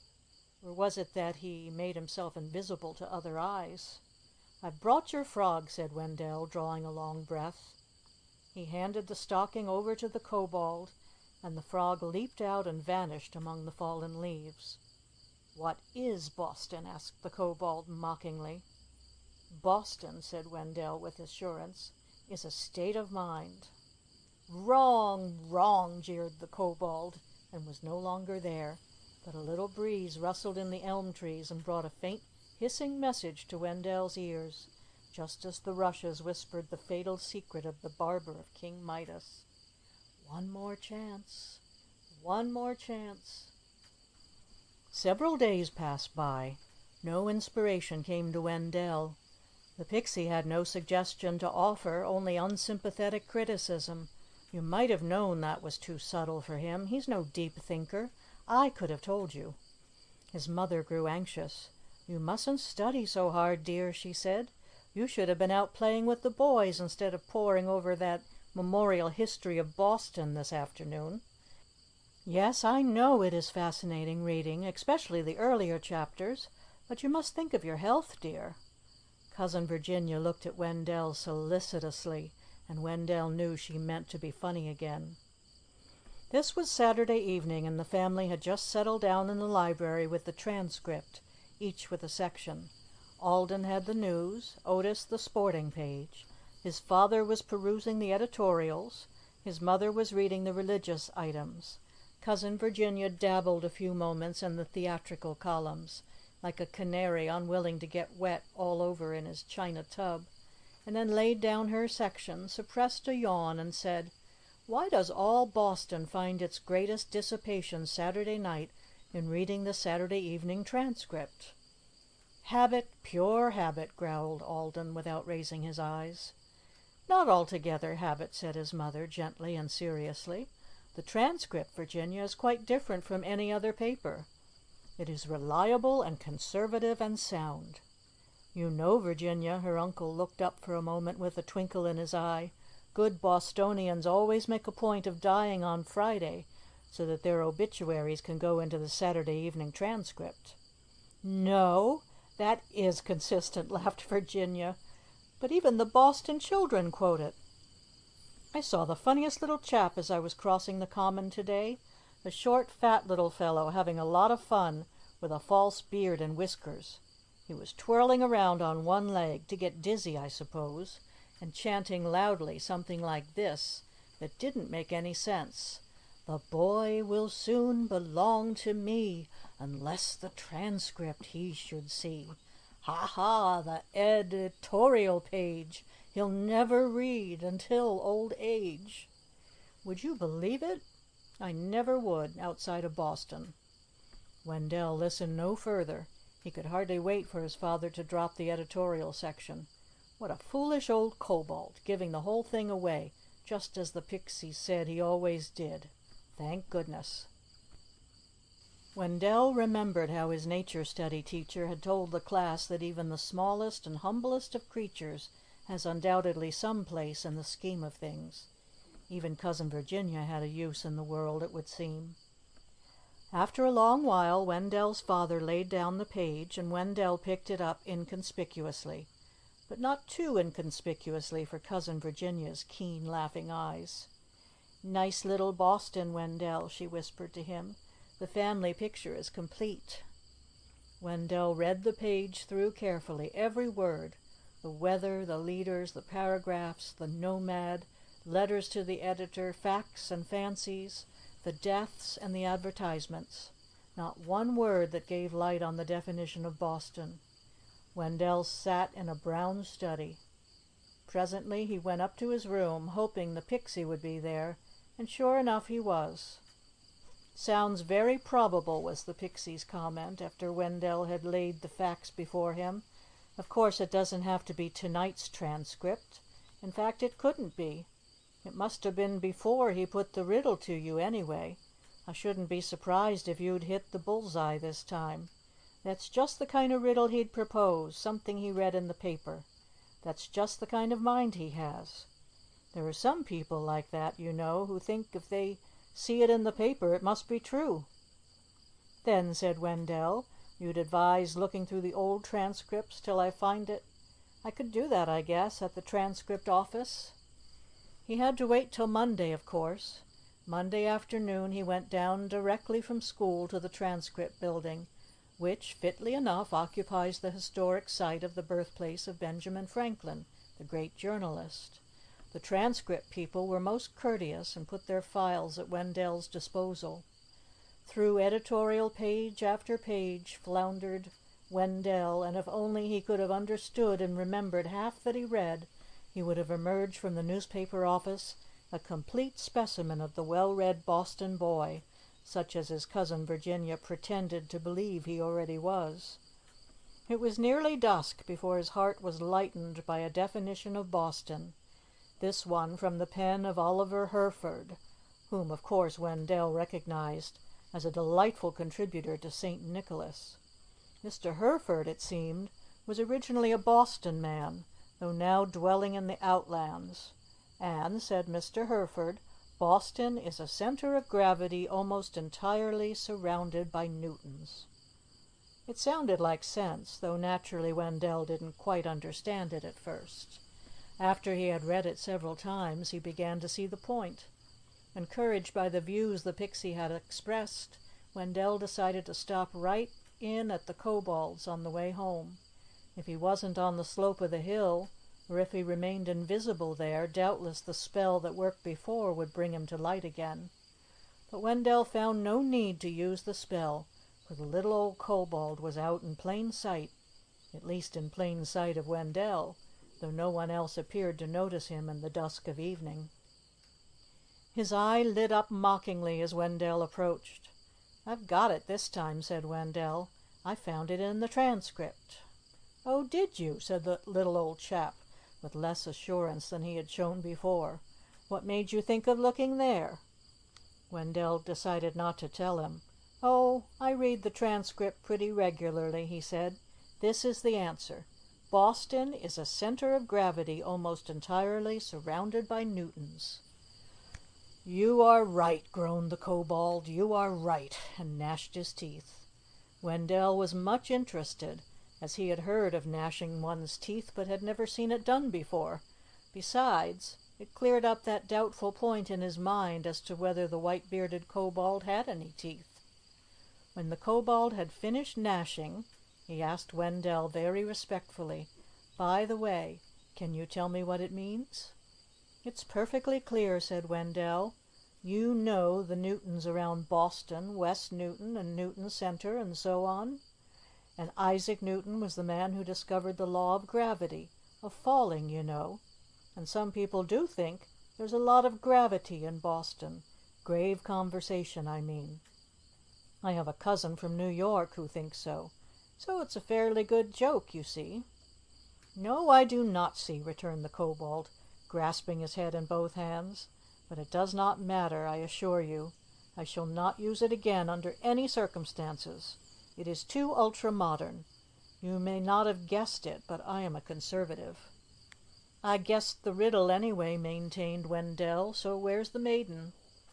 "She is here," said the kobold, looking down at the rustling leaves, where Wendell now made out the ugly shape of the frog. "Maiden, you are free." And there she stood, slim and beautiful in the dusk, and looked at Wendell with the utmost gratitude. "My deliverer," she breathed softly. "I suppose you will have to marry her now," said the kobold to Wendell. "It is always customary." Wendell was sure there was malice in the old fellow's eyes this time. Why," he stammered, "we didn't plan that." And the beauteous maiden added quickly, "Not yet. There are my cruel stepmother and the giant to consider. Come, sit with me on yonder bench, and we will discuss the matter." So they moved away and left the kobold standing there, and that was the last that Wendell saw of him, though for all I know the old fellow may still be living under Flagstaff Hill on Boston Common to this very moment. "The first thing I must do," said the beauteous maiden, "is to hunt up that moving picture man and sign the contract. Then I shall be independent in case you shouldn't succeed with my family." "Succeed with your family? How do you mean?" asked Wendell. "Why, in case my cruel stepmother should work a charm on you, or in case the giant should eat you up." "Oh, I see," said Wendell. "I hadn't thought of that." "Well, of course we'll hope for the best," said the beauteous maiden. "Here's the address in Brookline. You take the car from Park Street. You know what you have to do. Rob my stepmother of the 3 magic gifts that give her her power as a witch: the Cloak of Darkness, the Cap of Thought, and the Book of Spells. The Book of Spells has every charm in the world." "Why not just take the book, then?" asked Wendell. Of course, the minute he had asked it, he knew it was a stupid question. "Because things always go by threes, silly," said the beauteous maiden. "After the witch is powerless, your next task will be to kill the giant, and the Book of Spells will undoubtedly help you there. Now farewell, dear deliverer. I must find that movie man." "Goodbye," said Wendell. He was glad to be alone. He had a great deal to face and a great deal to plan. Besides that, he had been rubbed the wrong way by the beauteous maiden, who really seemed to think it was a small thing for him to be eaten by a giant for her sake. He said as much to the pixie, who came in that evening, tremendously interested in the answer to the kobold's riddle, and eager to encourage Wendell in his next adventure. "Oh, yes, it sounds easy," grumbled Wendell. "Just walk into a witch's house and steal her magic cloak. Easy as rolling off a log. Only how am I going to do it, I'd like to know?" "I might help," said the pixie. "I rather like a lark of that kind." "Oh, if you'd help," said Wendell, "that would be great. What could you do?" "Well, I have some rather neat transformation charms myself," said the pixie. "I suppose if I once got you into the house, you could do the rest." "I guess so," said Wendell. "I could hide in the oven or something." "I'll have to make you pretty small to get into one of these gas ranges they use nowadays," said the pixie thoughtfully. "You have to think of everything, you know, in this business. or else you lose by a fluke. I have it. I'll change myself into an organ grinder, and you into the monkey." "Yes," jeered Wendell.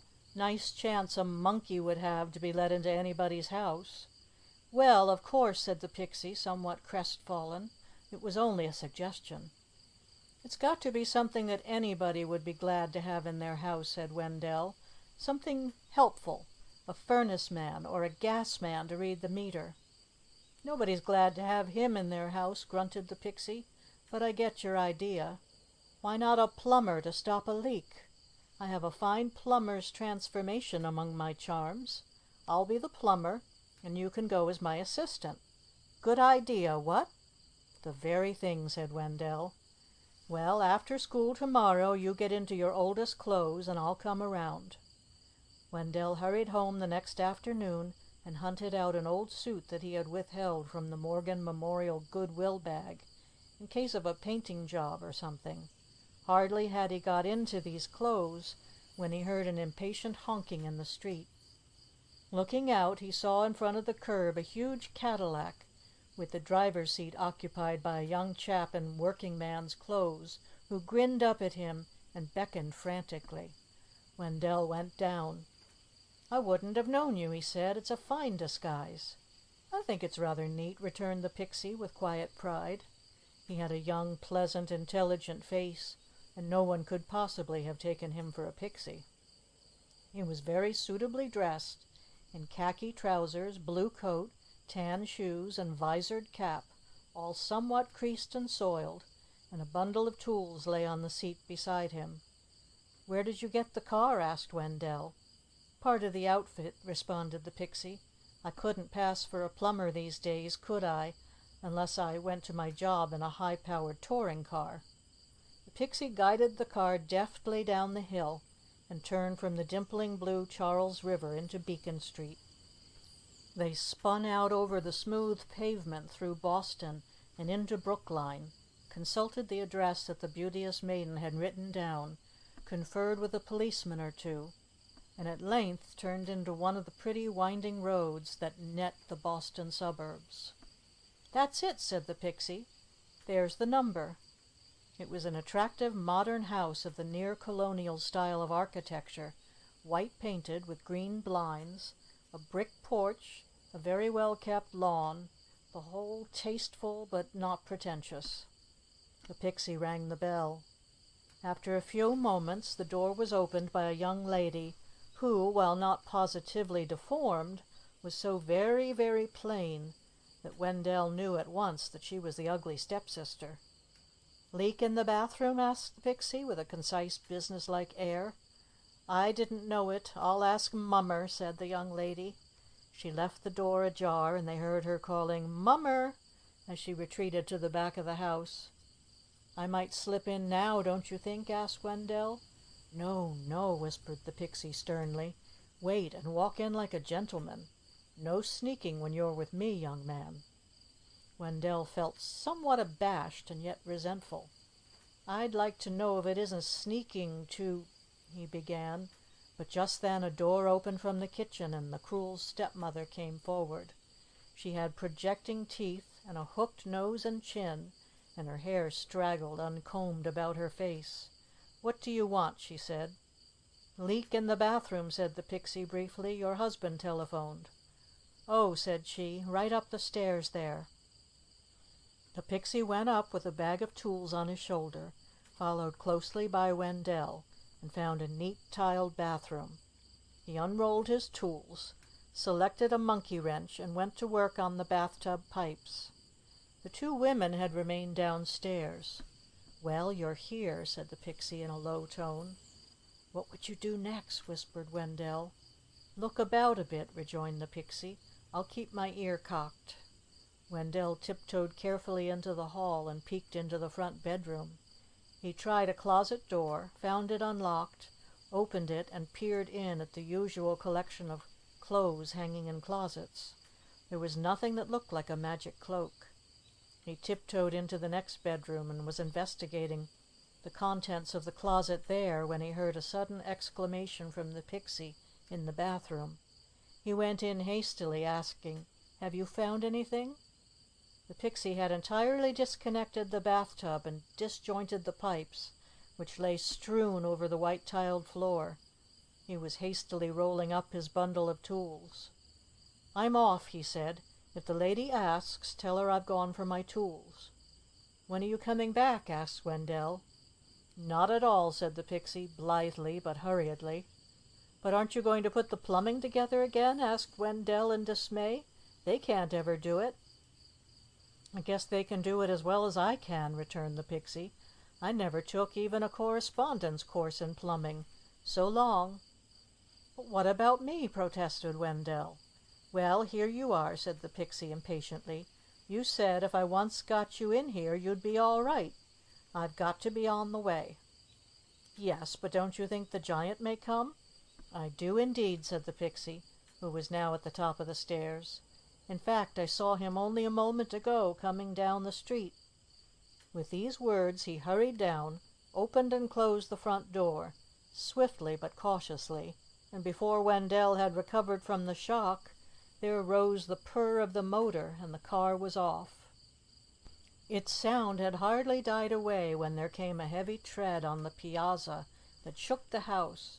The door was violently thrown open, and a huge voice roared, "Fee, fi, fo, fum!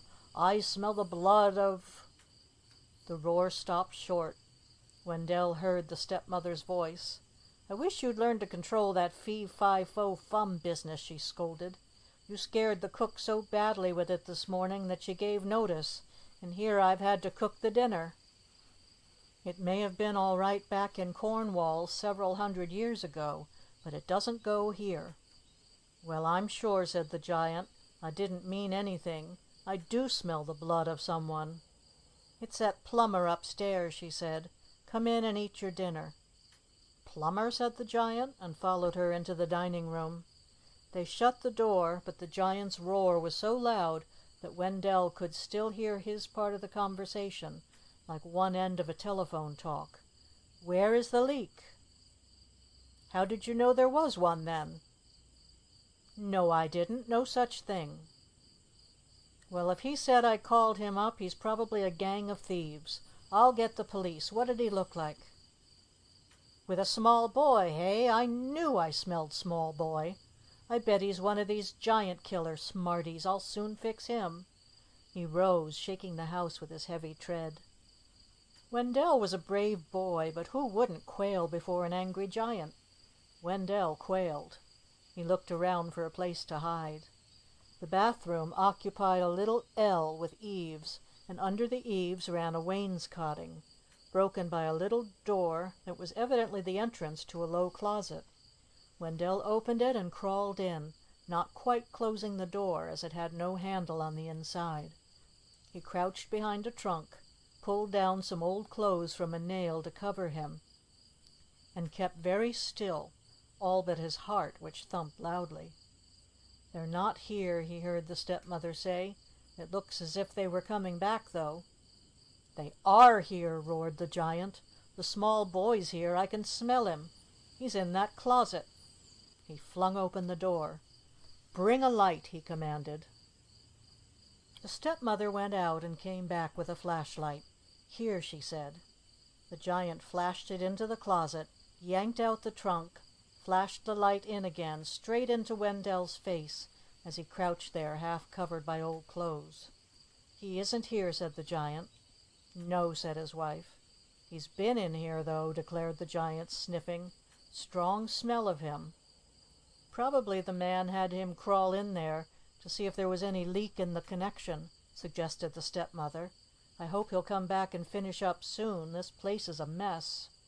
What did it mean? They were looking straight at him. The light was shining full on him, yet they didn't see him, not any more than if he were invisible. Invisible! Why, of course! The invisible cloak, the cloak of darkness that he had come to find. It must be this musty old garment that he had pulled down to conceal him in his fright. Sure enough! And now came the terrifying thought. In another moment the door might be closed upon him, and he shut fast in a prison from which there would be no easier escape than if it were a veritable giant's dungeon in a fairy book. He must get out at once.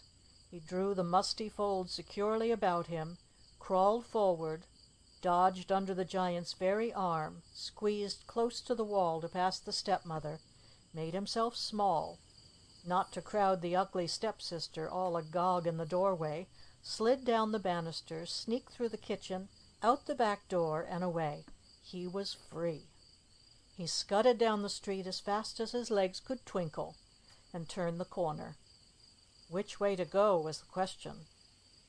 A nice-looking lady was approaching. Wendell politely took off his cap and confronted her as she reached him. To his surprise, the lady sailed by without twitching a feature. "Oh, of course, she can't see me," said Wendell. So he slipped off the cloak and hung it over his arm, and in a moment a grocer's delivery boy with a basket came around the curve. "Say, can you tell me where to get the car for Park Street?" asked Wendell. "Sure, kid," said the boy obligingly. "Keep on to a big house with a stone wall around it. Then take the first street to the right, and you'll come out on the car line." Wendell thanked him and went on, found the house and the wall and the street, and there ahead of him were the electric wires. He got to the corner almost simultaneously with the car, hailed it, and jumped on with a sigh of relief. It was a pay-as-you-enter car. He stood by the box and slid his hand into his pocket for the necessary dime, to realize with a shock that he hadn't a cent with him. These were his cast-off clothes. He knew it was useless to search the pockets. He remembered he had gone through them a week ago when the ice cream sandwich man was going by. He grinned at the conductor, feeling very foolish, and dropped off the car. Well, of course he could walk it all right, since he had to. It would be simple to follow the car tracks. He stuck his hands in his pockets and started off whistling. "Hey, kid, you're dragging your mother's cape," said a young fellow who passed him. Wendell folded the cloak of darkness into better shape for carrying, then decided to wear it. After he had it on, the inspiration came to him to board an electric at the next white post and ride home free. Perfectly simple. He got on behind an unsuspecting gentleman and took a seat near the door. Across the aisle sat a cross-eyed man. Wendell had always longed for a chance to see how a cross-eyed man worked his eyes, but he had never been allowed to stare at anyone. Now he sat and stared to his heart's content, unforbidden and unseen. He stared with such concentration that he was unaware that another passenger had entered the car. A very stout old colored woman, until, ouch, she sat right down on him. "Lawsee!" she said, and rose up quickly, and Wendell jumped for another seat as fast as his crushed condition would permit. The old woman turned to apologize to an empty seat. Her jaw dropped in surprise. She glared all around the car and then lowered herself cautiously into the seat, still muttering. Wendell felt so secure in his invisibility that he made no attempt to restrain his laughter. He roared with mirth and rocked and slapped his knee, till he noticed that the passengers were all looking to see which one of them was responsible for this unseemly noise. This struck Wendell as funnier than ever. He laughed uncontrollably, but he didn't forget again to keep an eye on the door, and whenever anyone got on after that, Wendell rose to his feet with a promptitude that would have earned him a medal as the most courteous boy in Greater Boston, if the courtesy contest editor of the Post could have seen him. As the car proceeded northward, the seats were filled more and more till there was no room for Wendell to sit. Towards the end of his ride it really was too crowded for comfort, for other standing passengers stood on his feet and wedged him into small spaces and lurched against him with the motion of the car, and then apologized to somebody else, till he was very glad when they arrived at Park Street and he could run for home. He went in with the cloak under his arm and hid it in his bureau drawer. The pixie dropped in as usual after supper and tried to act as if nothing had happened.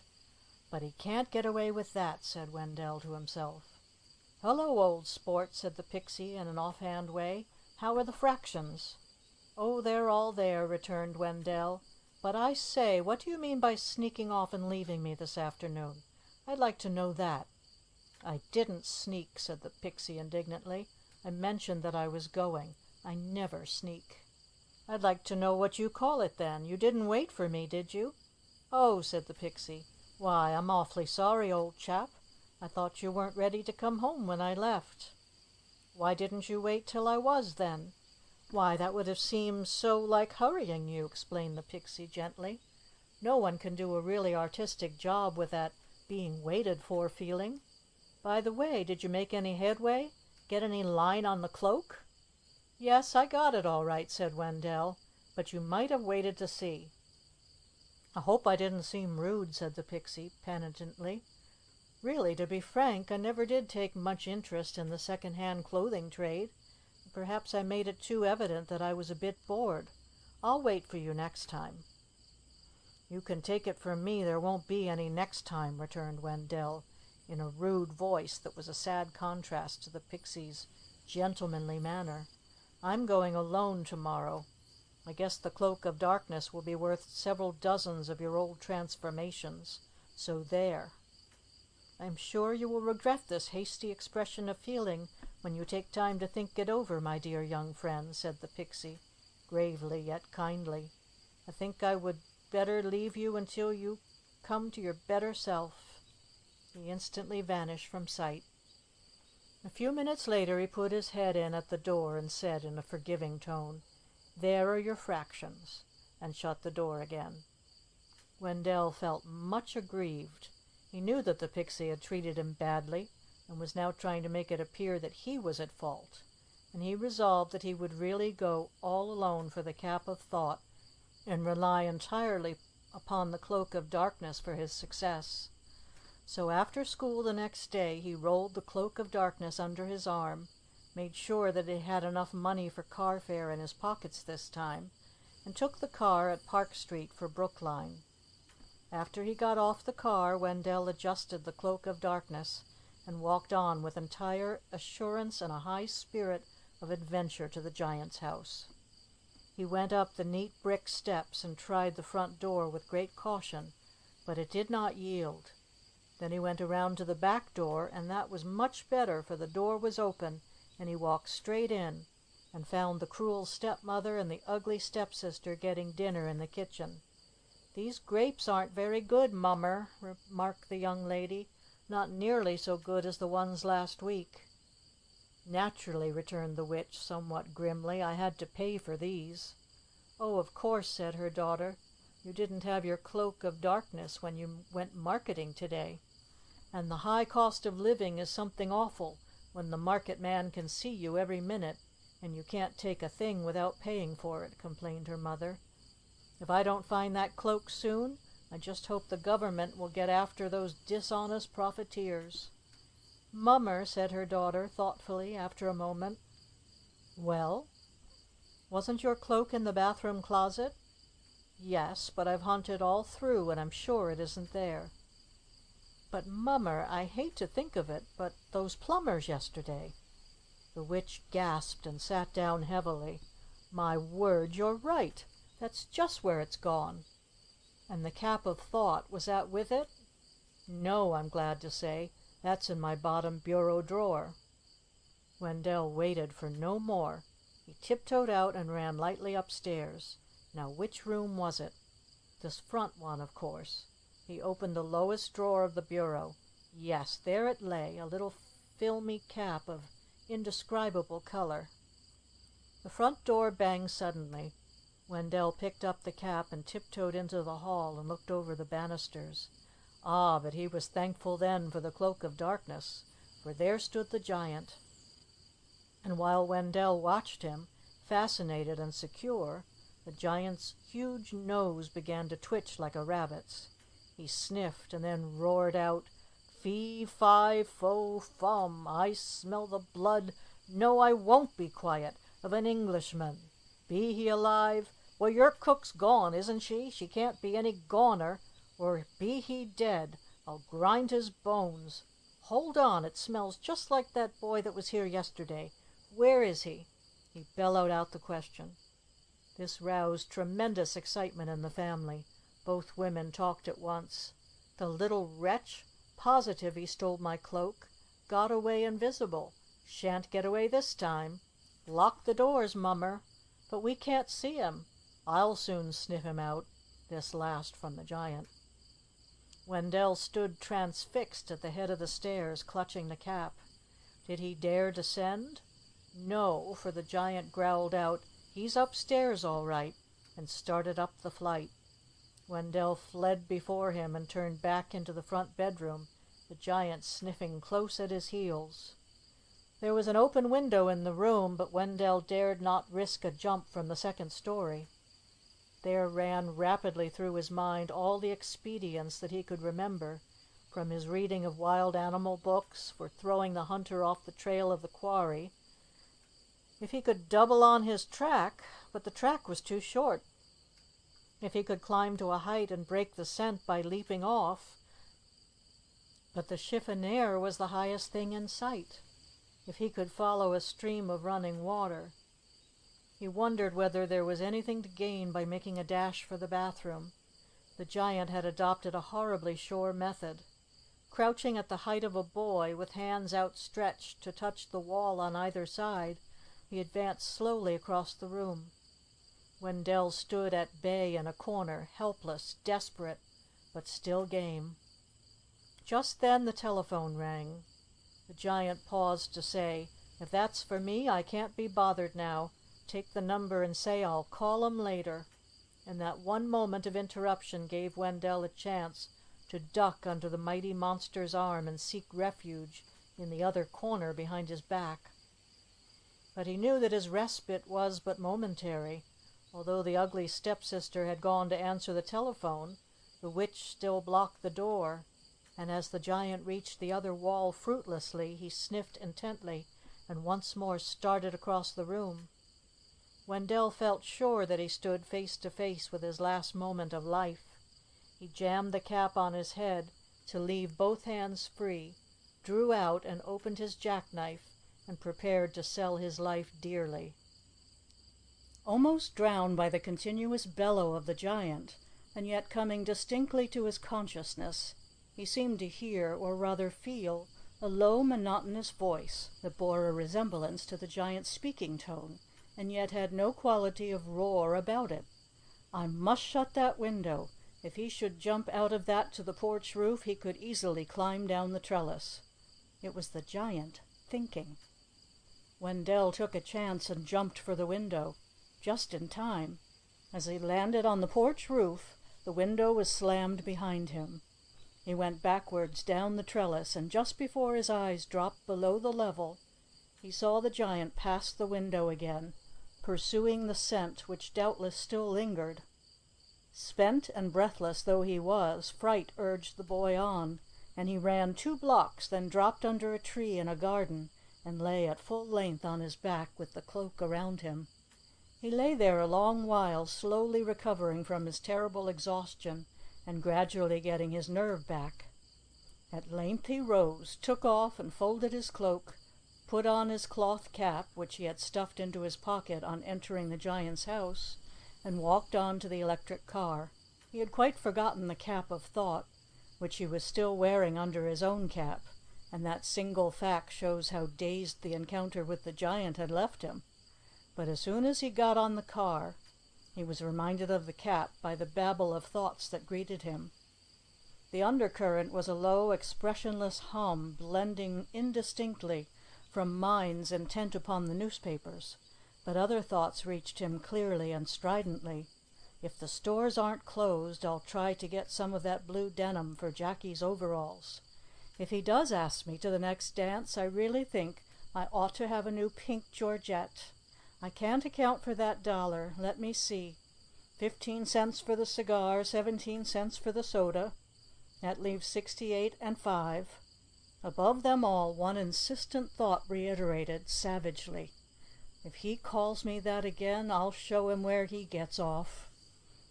Wendell was very anxious to examine the cap of thought more closely. The brief time that he had held it in his hands in the giant's house had been so crowded with other impressions, that he had but an indistinct conception of his new treasure. He went straight to his room and took it off, and was delighted with its beauty. At first sight it seemed to be made of grey cobwebs closely woven together into an almost colourless fabric, but in certain lights it looked as if woven of strands of glass in rainbow colours. As there was no one upstairs to try its magic properties on, Wendell decided to wear it in the library after dinner, and find out what his family was thinking about. He noticed in the glass with great satisfaction that the cap took on the colour of his own brown hair, so that it was barely visible. There was a pleasant group in the library when he joined them after dinner. They were all very quiet. His mother was darning stockings, his father reading the transcript and occasionally reading some item aloud, and his Latin school brother playing checkers with Cousin Virginia. Yet the room was filled, to Wendell's sensitive consciousness, with a fine hum, as of conversation. He sat down quietly behind his mother, who had not heard him come in. And then, she went on thinking, he will step down from the stage, with everyone applauding wildly and saying, "Yes, that's the one. That's Wendell Cabot Bradford, the prize orator, the greatest public speaker Harvard has ever produced." Turning, she saw Wendell, gave him a loving smile, and wondered why he looked so red and uncomfortable. He tried his father next, and was greatly interested to hear two trains of thought going on in his mind at once, one on the widening of State Street, the subject discussed in the editorial that he was reading, and the other apparently a memory of a telephone conversation he had held that afternoon with the headmaster of Wendell's school.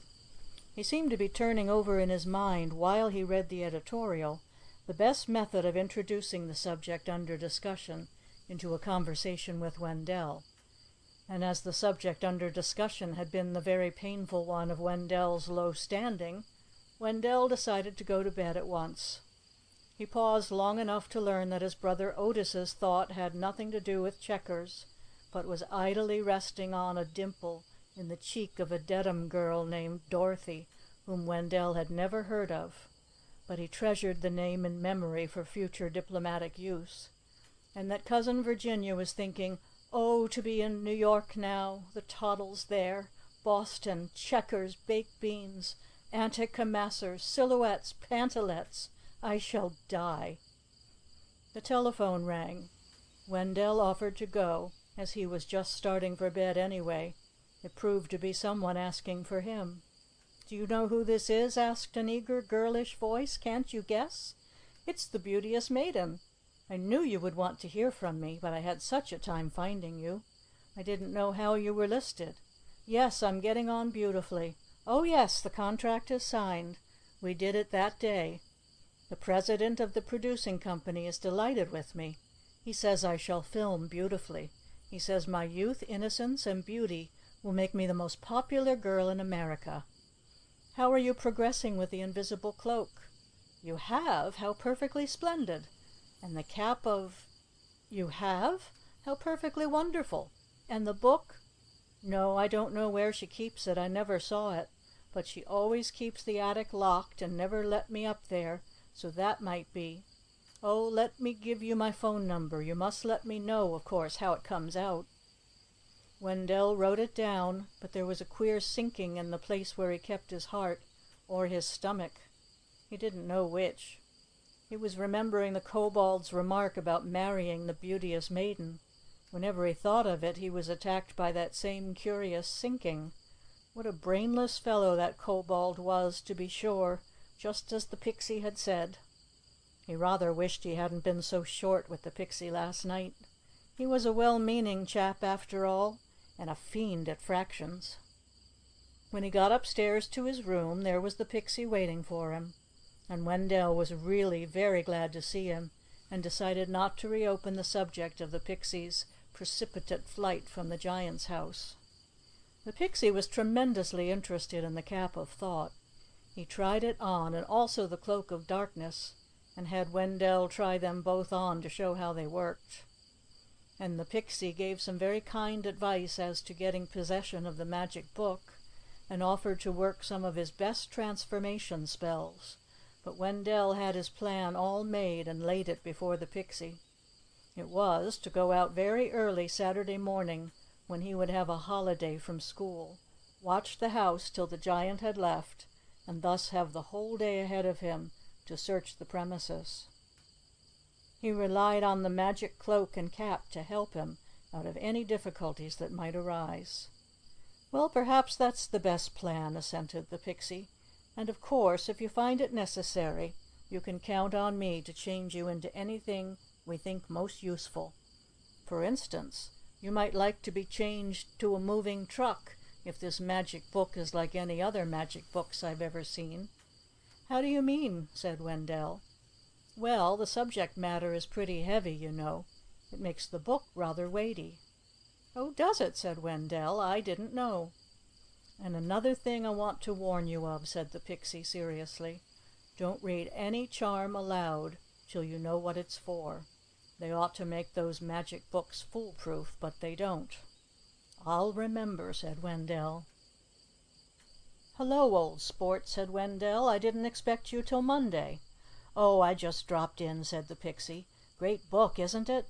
But go easy, son, go easy. Danger, you know." "Yes, I am going easy," said Wendell. "I haven't read one word out loud. It's some book, though." "Let's read that thing about giants," suggested the pixie. "That ought to just suit your case." "I suppose there's no harm in reading this aloud," said Wendell hesitatingly. "Just sort of directions, you see." "Go slowly," commanded the pixie, "and if you see any charm coming to meet you, stop short." Wendell read, "Some tried methods for killing giants. Method ye first, to kill a giant." "Put salt on his tail," interpolated the pixie. "Please listen," said Wendell, and went on. "Dig a hole deeper than his height a few steps from his door. Cover it with branches of trees. Standing on the further side away from his house, taunt him in a loud voice. When he rushes out, he will fall into the hole and can be easily dispatched." "By whom?" inquired the pixie, after deep thought. "I vote not by me." "Well, here's another," said Wendell. "Method ye second. Assume the disguise of a wayworn traveler. Knock at the giant's door and ask for a night's lodging." "I can't do that," said Wendell. "He knows me by smell." "Never mind, read it through," said the pixie. "He will tell you that he has no extra bed, but that you are welcome to share his son's." "Yes, but he hasn't a son," said Wendell. "Never mind, it's interesting. Go on," said the pixie. "When you go to bed, he will put a gold chain around his son's neck and a hempen rope round your neck.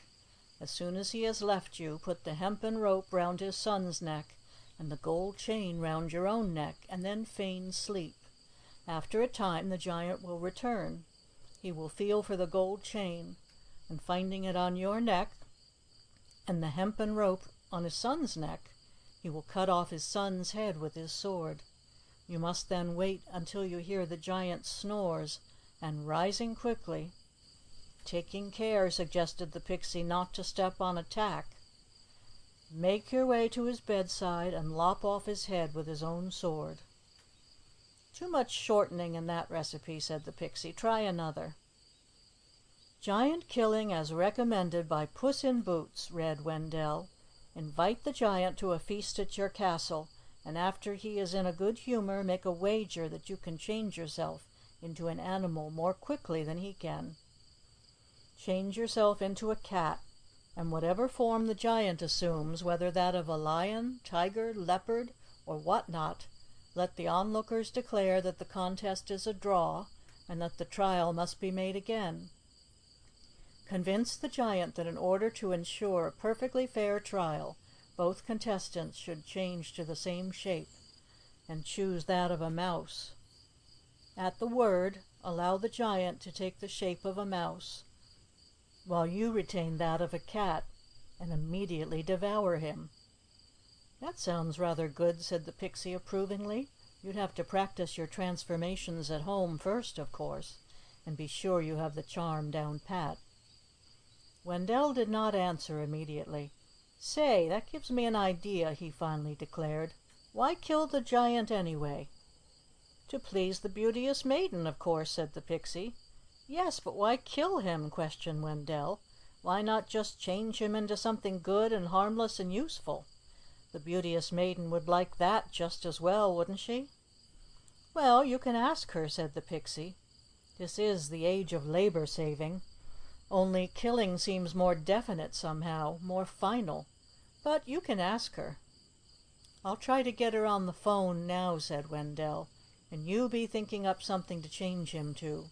And say, look in the book and find the charm for it." Wendell was gone for some time. "I couldn't get her," he said when he returned, "but I'm sure she'd be willing. We'll go ahead and plan something anyway. Did you find a charm?" "Oh, yes, loads of them," said the Pixie. "Just listen to these. To change a human being into a turtle. To change a human being into a butterfly. To change a human being into a stone. That might be good. To change a human being into a dragon. He is that already." "Hold on," said Wendell. "We don't want any of those. Find a general one to change him into any old thing. We can decide what afterwards." "All right," said the Pixie. "I'll keep on looking and you keep on thinking." "We might change him into a janitor," suggested Wendell, who had been looking idly out of the window until his eye fell on the janitor of Sammy's apartment house. "He's useful, you know. He puts out ashes and runs the furnace." "Oh, that would never do," cried the Pixie. "That giant has shown he can't be trusted in any position of absolute authority and unlimited despotism. You must curtail his powers instead of enlarging them." "A cook would be good," said Wendell, who really had a very practical mind. "My mother and all her friends say there aren't enough cooks to go round." "I told you," said the Pixie wearily, "you must curtail his powers. Just use your brain a little. Isn't the cook the greatest power in the household? Might as well leave him a giant and be done with it." "Well, I can't think," said Wendell. "I don't know anything useful. A Victrola, perhaps. I wonder if the Beauteous Maiden has a Victrola. I'm sure she can think of something, anyhow." Sure enough, the Beauteous Maiden was resourceful enough to meet the situation. She called Wendell up herself after school Monday, just as he was going to the telephone to try to get her. Of course, Wendell had not been idle over Sunday. He had made himself thoroughly familiar with all the various charms for transforming people that he could find in the book. There was one first-class charm that suited him to perfection because it was adaptable. With this charm you could change anything to anything else, anywhere, at any time. Wendell practiced with it in a harmless sort of way. Quite a little, to be sure he could work it. He changed his eraser to a bean shooter first, and shot beans at some cats on the back fence. Then he changed a very handsome and unread copy of Macaulay's History of England that his aunt had given him into a gold watch, which, however, he was careful to keep out of sight of the family, especially Cousin Virginia. He changed an old pen wiper into a box of caramels. That was an inspiration. And in Sunday school he changed a hymnal into a mouse that ran across the Sunday school room and made quite a diversion. That was one of his successes. He did another interesting thing. He changed Sammy's janitor into a crab just as he was crossing the street. That was an easy change because Sammy's janitor was something of a crab anyway. He changed him back again, though, because a street on Beacon Hill is no place for a crab. By the time he heard from the Beauteous Maiden, he felt quite ready to carry out any suggestions she might offer. "I have so much to tell you," said the Beauteous Maiden's happy voice over the telephone. "Listen, I've heard from Mummer. She phoned. My cruel stepmother, you know, only she isn't any more. She says she is entirely disenchanted, and she was perfectly lovely to me. I told her all about you, and she was so pleased. She wants to meet you, of course, but I thought it was safer to wait until you had killed the giant." Mummer says he's terribly hard to get on with now that she's stopped being a witch. He doesn't like it a bit. When do you think you can kill him?" "I want to ask you about that," interrupted Wendell, and he laid his plan before her. The Beauteous Maiden was very enthusiastic over it. "Better!" she exclaimed. "Oh, much better! Now, what shall he be changed to? Something useful, as you say." "I thought of a Victrola," urged Wendell, who was fond of music. "You haven't a Victrola, have you? And every family needs one." "No, we haven't," said the Beauteous Maiden. "That's rather good, if we can't think of anything better. But let me see. What we really need in our family, more than a Victrola even, is social placement, background, that sort of thing, you know. Even with youth, innocence, and beauty, you do need background too, if you know what I mean. And it's been an awfully hard thing to manage, impossible really, with a giant and a witch right in plain sight in the family. Now, what can you change the giant to that would be most useful for background?" "Mayflower Society," said Wendell. "Sons of the American Revolution. We have a lot of those in our family. That's what you mean, isn't it?" "In a way," said the Beauteous Maiden, "but those things aren't any use unless they are handled properly. I'll tell you the kind of thing I mean. A Harvard professor, say. That would give us atmosphere as well as background." "But they'd have to create a special chair for him, wouldn't they?" hesitated Wendell. "Why, no," said the Beauteous Maiden. "You'll change him down small, of course. Then he can use any chair they have." "Well, all right," said Wendell. "I'll do it this afternoon, if you like." "Oh, will you?" cried the Beauteous Maiden. "That will be simply wonderful. And we'll go out to call on them tomorrow afternoon, if you can." So it was settled. Wendell was to work the charm at once and meet the maiden at the frog pond after school next day. Of course, it was a perfectly easy thing for Wendell to do after all his practice, so he was sure the charm had worked and felt entirely safe in going out to Brookline with the Beauteous Maiden next afternoon. She looked very charming when he met her at the frog pond. Even though not liking her general style, Wendell had to admit that she was good looking. "I'm making a tremendous success," she told him. "And listen, I have such good news for the family. I've got a job for my sister in character parts. Isn't that fine? Poor thing, of course she could never play anything calling for youth, innocence, and beauty, but she has just the face for character parts. Don't you think so?"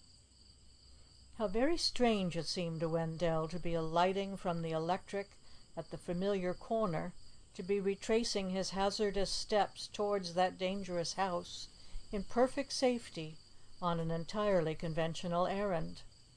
He said so to the Beauteous Maiden, and she smiled and answered softly, "I know you ran some frightful risks for my sake. Believe me, I am not unappreciative, as time will show." Wendell wished he hadn't mentioned it. The neat white house was unchanged without, but the moment the Beauteous Maiden opened the door with her latchkey and called, "Mummer, I'm here," Wendell was conscious of an entire change in the mental atmosphere. The good stepmother came running out from the kitchen to meet them. Her gray hair was arranged in a recent and becoming fashion. She had had her projecting teeth out and had some new pivot teeth that looked much better, and she wore an inexpensive but tasteful afternoon frock. But the greatest change was in her sweet motherly face. She put her arms around the Beauteous Maiden, half laughing and half crying, called over her shoulder, "Daughter, daughter, here's your dear sister," and then drew her into the living room for one more kiss. The Beauteous Maiden, for her part, looked up at her mother with all her youth, innocence, and beauty shining in her eyes, and said, "Mummer, dear, you must meet my deliverer, Wendell Bradford. I can't tell in one breath how much he has done for me, but when you know it all, you will welcome him as a son, even as you welcome me as a daughter." And Wendell found himself folded in the good stepmother's embrace. He was very much alarmed, and before he could escape, he found the stepsister giving him a sisterly kiss, too. "You know," he explained in horrible embarrassment, "I'm not old enough to think about marrying." He hoped this would end the matter, but the good stepmother said, "I know she will wait for you, dear boy," at which Wendell writhed, but tried to hide it. Then the ex-giant came in, and such a family reunion as took place then. The present professor was a scholarly-looking man with a benignant face.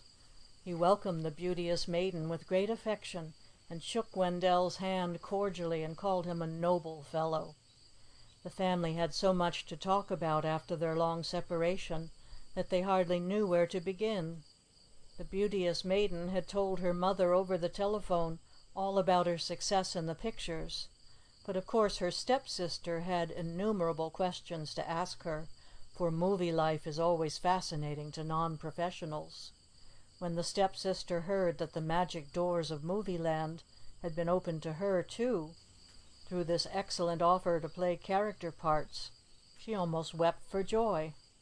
"And to think of my envy and jealousy of you, dear sister," she said, "and what kindness you are showing to me now, in spite of it all." "Hush! Do not let us speak of that," said the beauteous maiden. "You know, my youth, innocence, and beauty are equaled only by my beauty of character." Then the family plans had to be discussed. The ex-giant was very happy in his professorship, and talked enthusiastically of the courses that he was to give, and an annotated textbook that he had been asked to edit. "Then there is the question of my library," he said. "Have you any idea of the size of a college professor's library?" Wendell said he hadn't. "Well, I haven't either," said the professor, "but I've been shopping for a library this morning, and I talked with a very intelligent second-hand bookstore man. He said 5 feet was the standard length for a student's library, and he showed me several 5-foot lengths that had been turned in to him by college students in excellent condition. Some of them, indeed, looked as if they had never been opened. I bought 10 lengths. Don't you think 50 feet of library should be about right for a professor, if 5 feet is required for a student?" Wendell and the family, after some intelligent discussion of this point, agreed with him. Wendell was feeling quite at home with his new acquaintances by this time. The professor sat in a big Morris chair with the beauteous maiden on a cricket at his feet, while his hands strayed lovingly among her curls. The stepsister perched with one arm around the professor's neck. On the sofa, the motherly stepmother sat beside Wendell and leaned over occasionally to pat his hand. It was altogether a charming scene of family happiness, such as is too rare, alas, in these modern days of automobiling, jazz, and summer camps. Wendell was thinking how happy they all seemed when the stepsister suddenly said, "You'll have me for a bridesmaid, won't you, dearest?"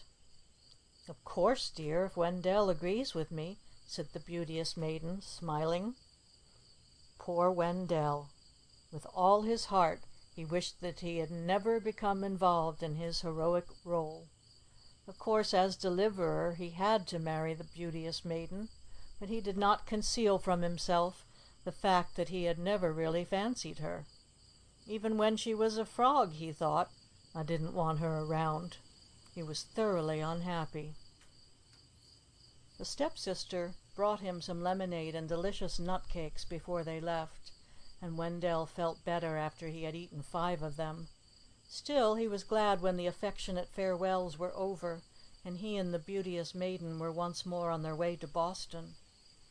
By chance, they met on the electrics a friend of the beauteous maiden's, a moving picture friend, her leading man, in fact. He seemed very, very glad to see the beauteous maiden. After being introduced to Wendell, he sat down on the other side of the beauteous maiden and began to talk to her very low and earnestly. The beauteous maiden was evidently uncomfortable. She kept turning around and trying to include Wendell in the conversation. and she laughed a good deal at whatever the young man was saying, and tried to make light of what was apparently to him a serious matter. Now Wendell had the cap of thought in his pocket, and as he couldn't hear one word that the young man was saying, and the beauteous maiden evidently didn't wish him to be left out, he took out the magic cap and slipped it on under his own cap as a convenience. Around him rose the confused babble of many thoughts, but to his utmost amazement, close beside him was a sound of sobbing, of heartbreaking sobbing, although the beauteous maiden was laughing gaily. And what was she thinking? "Oh, my dear deliverer, I must marry you when you grow up. The deliverer always expects it, and never, never shall I let you suspect that this young man who plays my leading parts is the only man in the world for me, that I love him as maiden never loved before. No, though his heart and mine shall break, I shall uphold the traditions of all fairy tales, and marry you according to the book." An old gentleman reading the paper across the aisle received a great shock at this moment. His paper was suddenly dashed from his hand by a boy's cap, which descended suddenly from above. It was Wendell's cap, not the magic one, and he had thrown it in the air with a sudden hurrah as he heard what the beauteous maiden was thinking. After he had picked up the old gentleman's paper and apologized, he pulled at the sleeve of the beauteous maiden and said, "Listen here a minute. I heard what you thought." "What do you mean?" asked the maiden. "I have on the cap of thought," said Wendell. "Why, so you have," said she. "And I wish you wouldn't feel so bad," he went on. "You can marry the young man just as well as not. I don't want you to wait for me. By the time I'm grown up, I may like some other girl better. Anyway, you just needn't consider me. Suit yourself entirely." "Do you mean that, really?" she asked. "I certainly do," said Wendell fervently. "Oh, how perfectly wonderful!" she cried. And then Wendell took off his cap of thought, for her thoughts of the young man grew so enthusiastic that Wendell was rather bored by listening in. "Well, that's well over," he said to himself gaily, "and I'm certainly coming out of this adventure all to the good. There's the pixie doing my fractions for me. There's the cloak of darkness and the cap of thought whenever I want to do a little sleuthing, and there's the magic book for all-round enchantment. I certainly am in luck." At Park Street he said goodbye to the grateful, beauteous maiden and her leading man and started along Joy Street for home, with a light-heartedness that he had not known for days. He turned into his own street, and there was Sammy Davis, shinnying up a street lamp. "Hi, Sam," he called. "Come on over." He suddenly realized that he had lost track of Sammy lately, with so many magic tasks on foot. "Come on in, Sam," he said. "I've got something to show you." Sam came in. "It's up in my room," said Wendell. "Come on up." Once there, Wendell brought out the cloak of darkness. "Is that all?" asked Sammy. "That's enough, I guess," said Wendell. "You just wait." He threw the cloak around his shoulders. Sammy stared open-mouthed. He gazed around the room, then started up in fright and rushed to the open window. "Here I am!" cried Wendell, and stood there, grinning, visible once more.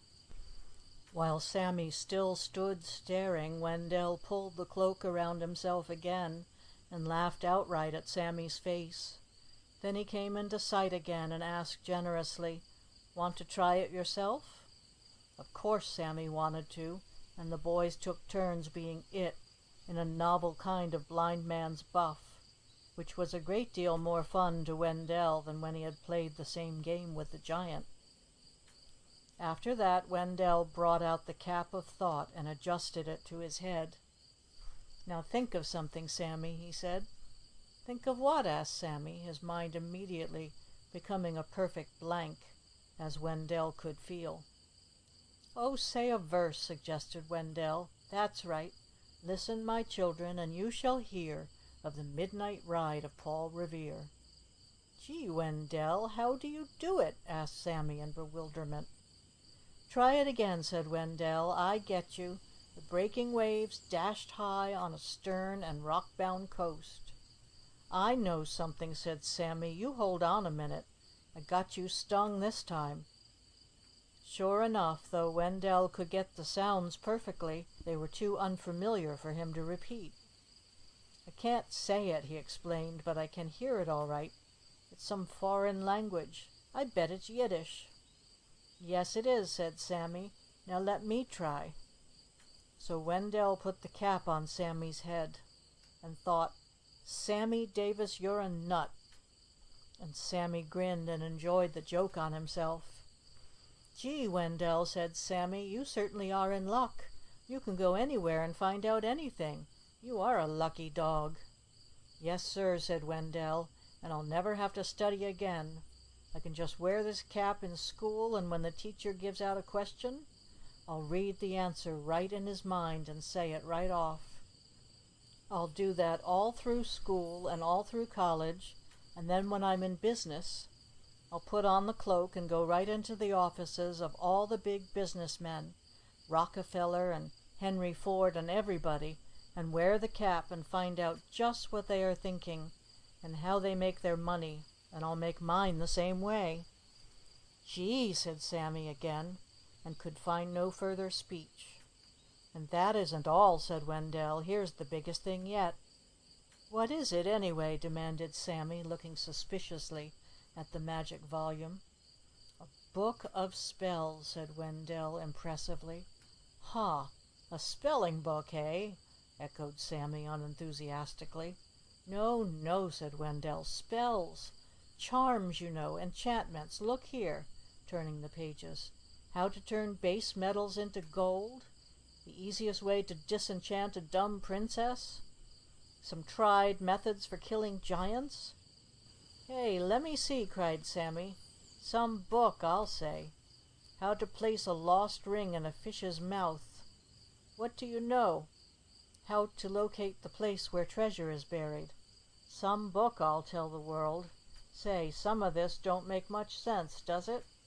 Abracadabra, alaka, balaka." He spelled out a word or two. A horrible odor filled the room, like burnt scrambled eggs, thought Wendell. There floated before his eyes a dimness as of smoke. It took shape of an awful humanness, and took color as of white ashes. It slowly took on a dull glow, which brightened until, before the boy's terrified vision, stood a horrible demon, angrily glowing a fiery red.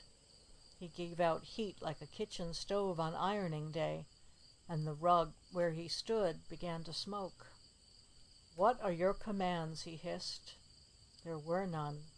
Both boys went through the door and downstairs before he had finished the question. Sammy fled in terror before that frightful apparition, and Wendell went to bring Sammy back, but he didn't think of that good reason till afterwards. Neither boy paused in flight till the street was reached. "Did he have hooves and a tail?" gasped Sammy. They stared up at the top windows. A jet of flame shot up. The muslin window curtain was on fire. "Fire!" yelled Sammy, rushing down the street to the alarm box. Wendell, this to his credit, ran back into the burning house and alarmed the family. Mrs. Bradford rushed for her jewels. Cousin Virginia, with great presence of mind, put in a fire call by telephone. Sammy's alarm had already reached the fire station on Mount Vernon Street. Almost as Virginia left the telephone, the clang of engines was heard, and a line of firemen carrying the hose upstairs, with their formula, "Is everybody out?" The servants rushed, clamoring to the street. Virginia ran to help and reassure Mrs. Bradford, and Wendell followed the last fireman up to his room. The smoke was so dense that at first he could see nothing. Then he saw that the stream of chemical had extinguished all the flames, and was now directed at a fiery pillar in a sort of human shape that glowed redly through the smoke. Wendell alone knew what it was. Little by little the angry glow faded to white ashes. Gradually it dimmed to floating smoke. The fire was out. The smoke cleared. The firemen withdrew. The family assembled to view the blackened walls, to sniff the depressing odor as of a burnt-out district, to exclaim over the havoc and ruin wrought in those few minutes. "How did it happen?" everyone asked. And "I don't know," said Wendell helplessly. How could he explain? "Wasn't that Sammy Davis in here?" asked the cook. "You two boys were up to something, I know." His pretty room was a thing of the past, completely burnt out. The walls were black. A few charred rags had once been window curtains. A sodden rag underfoot was his rug. The closet was burned through. Blackened shreds of garments hung on the nails. Wendell's desk was but charred timbers. His books were paper ashes. "I know why Wendell looks so woe-begone," said Cousin Virginia. "His school books are burned." "Don't worry, dear," said his mother. "Everything is covered by insurance. You wanted your room redecorated, you know, and it is easy to replace the clothes and books." "Ah, yes, but who could replace the cloak of darkness? Who could restore the cap of thought? What insurance would cover the book of spells?"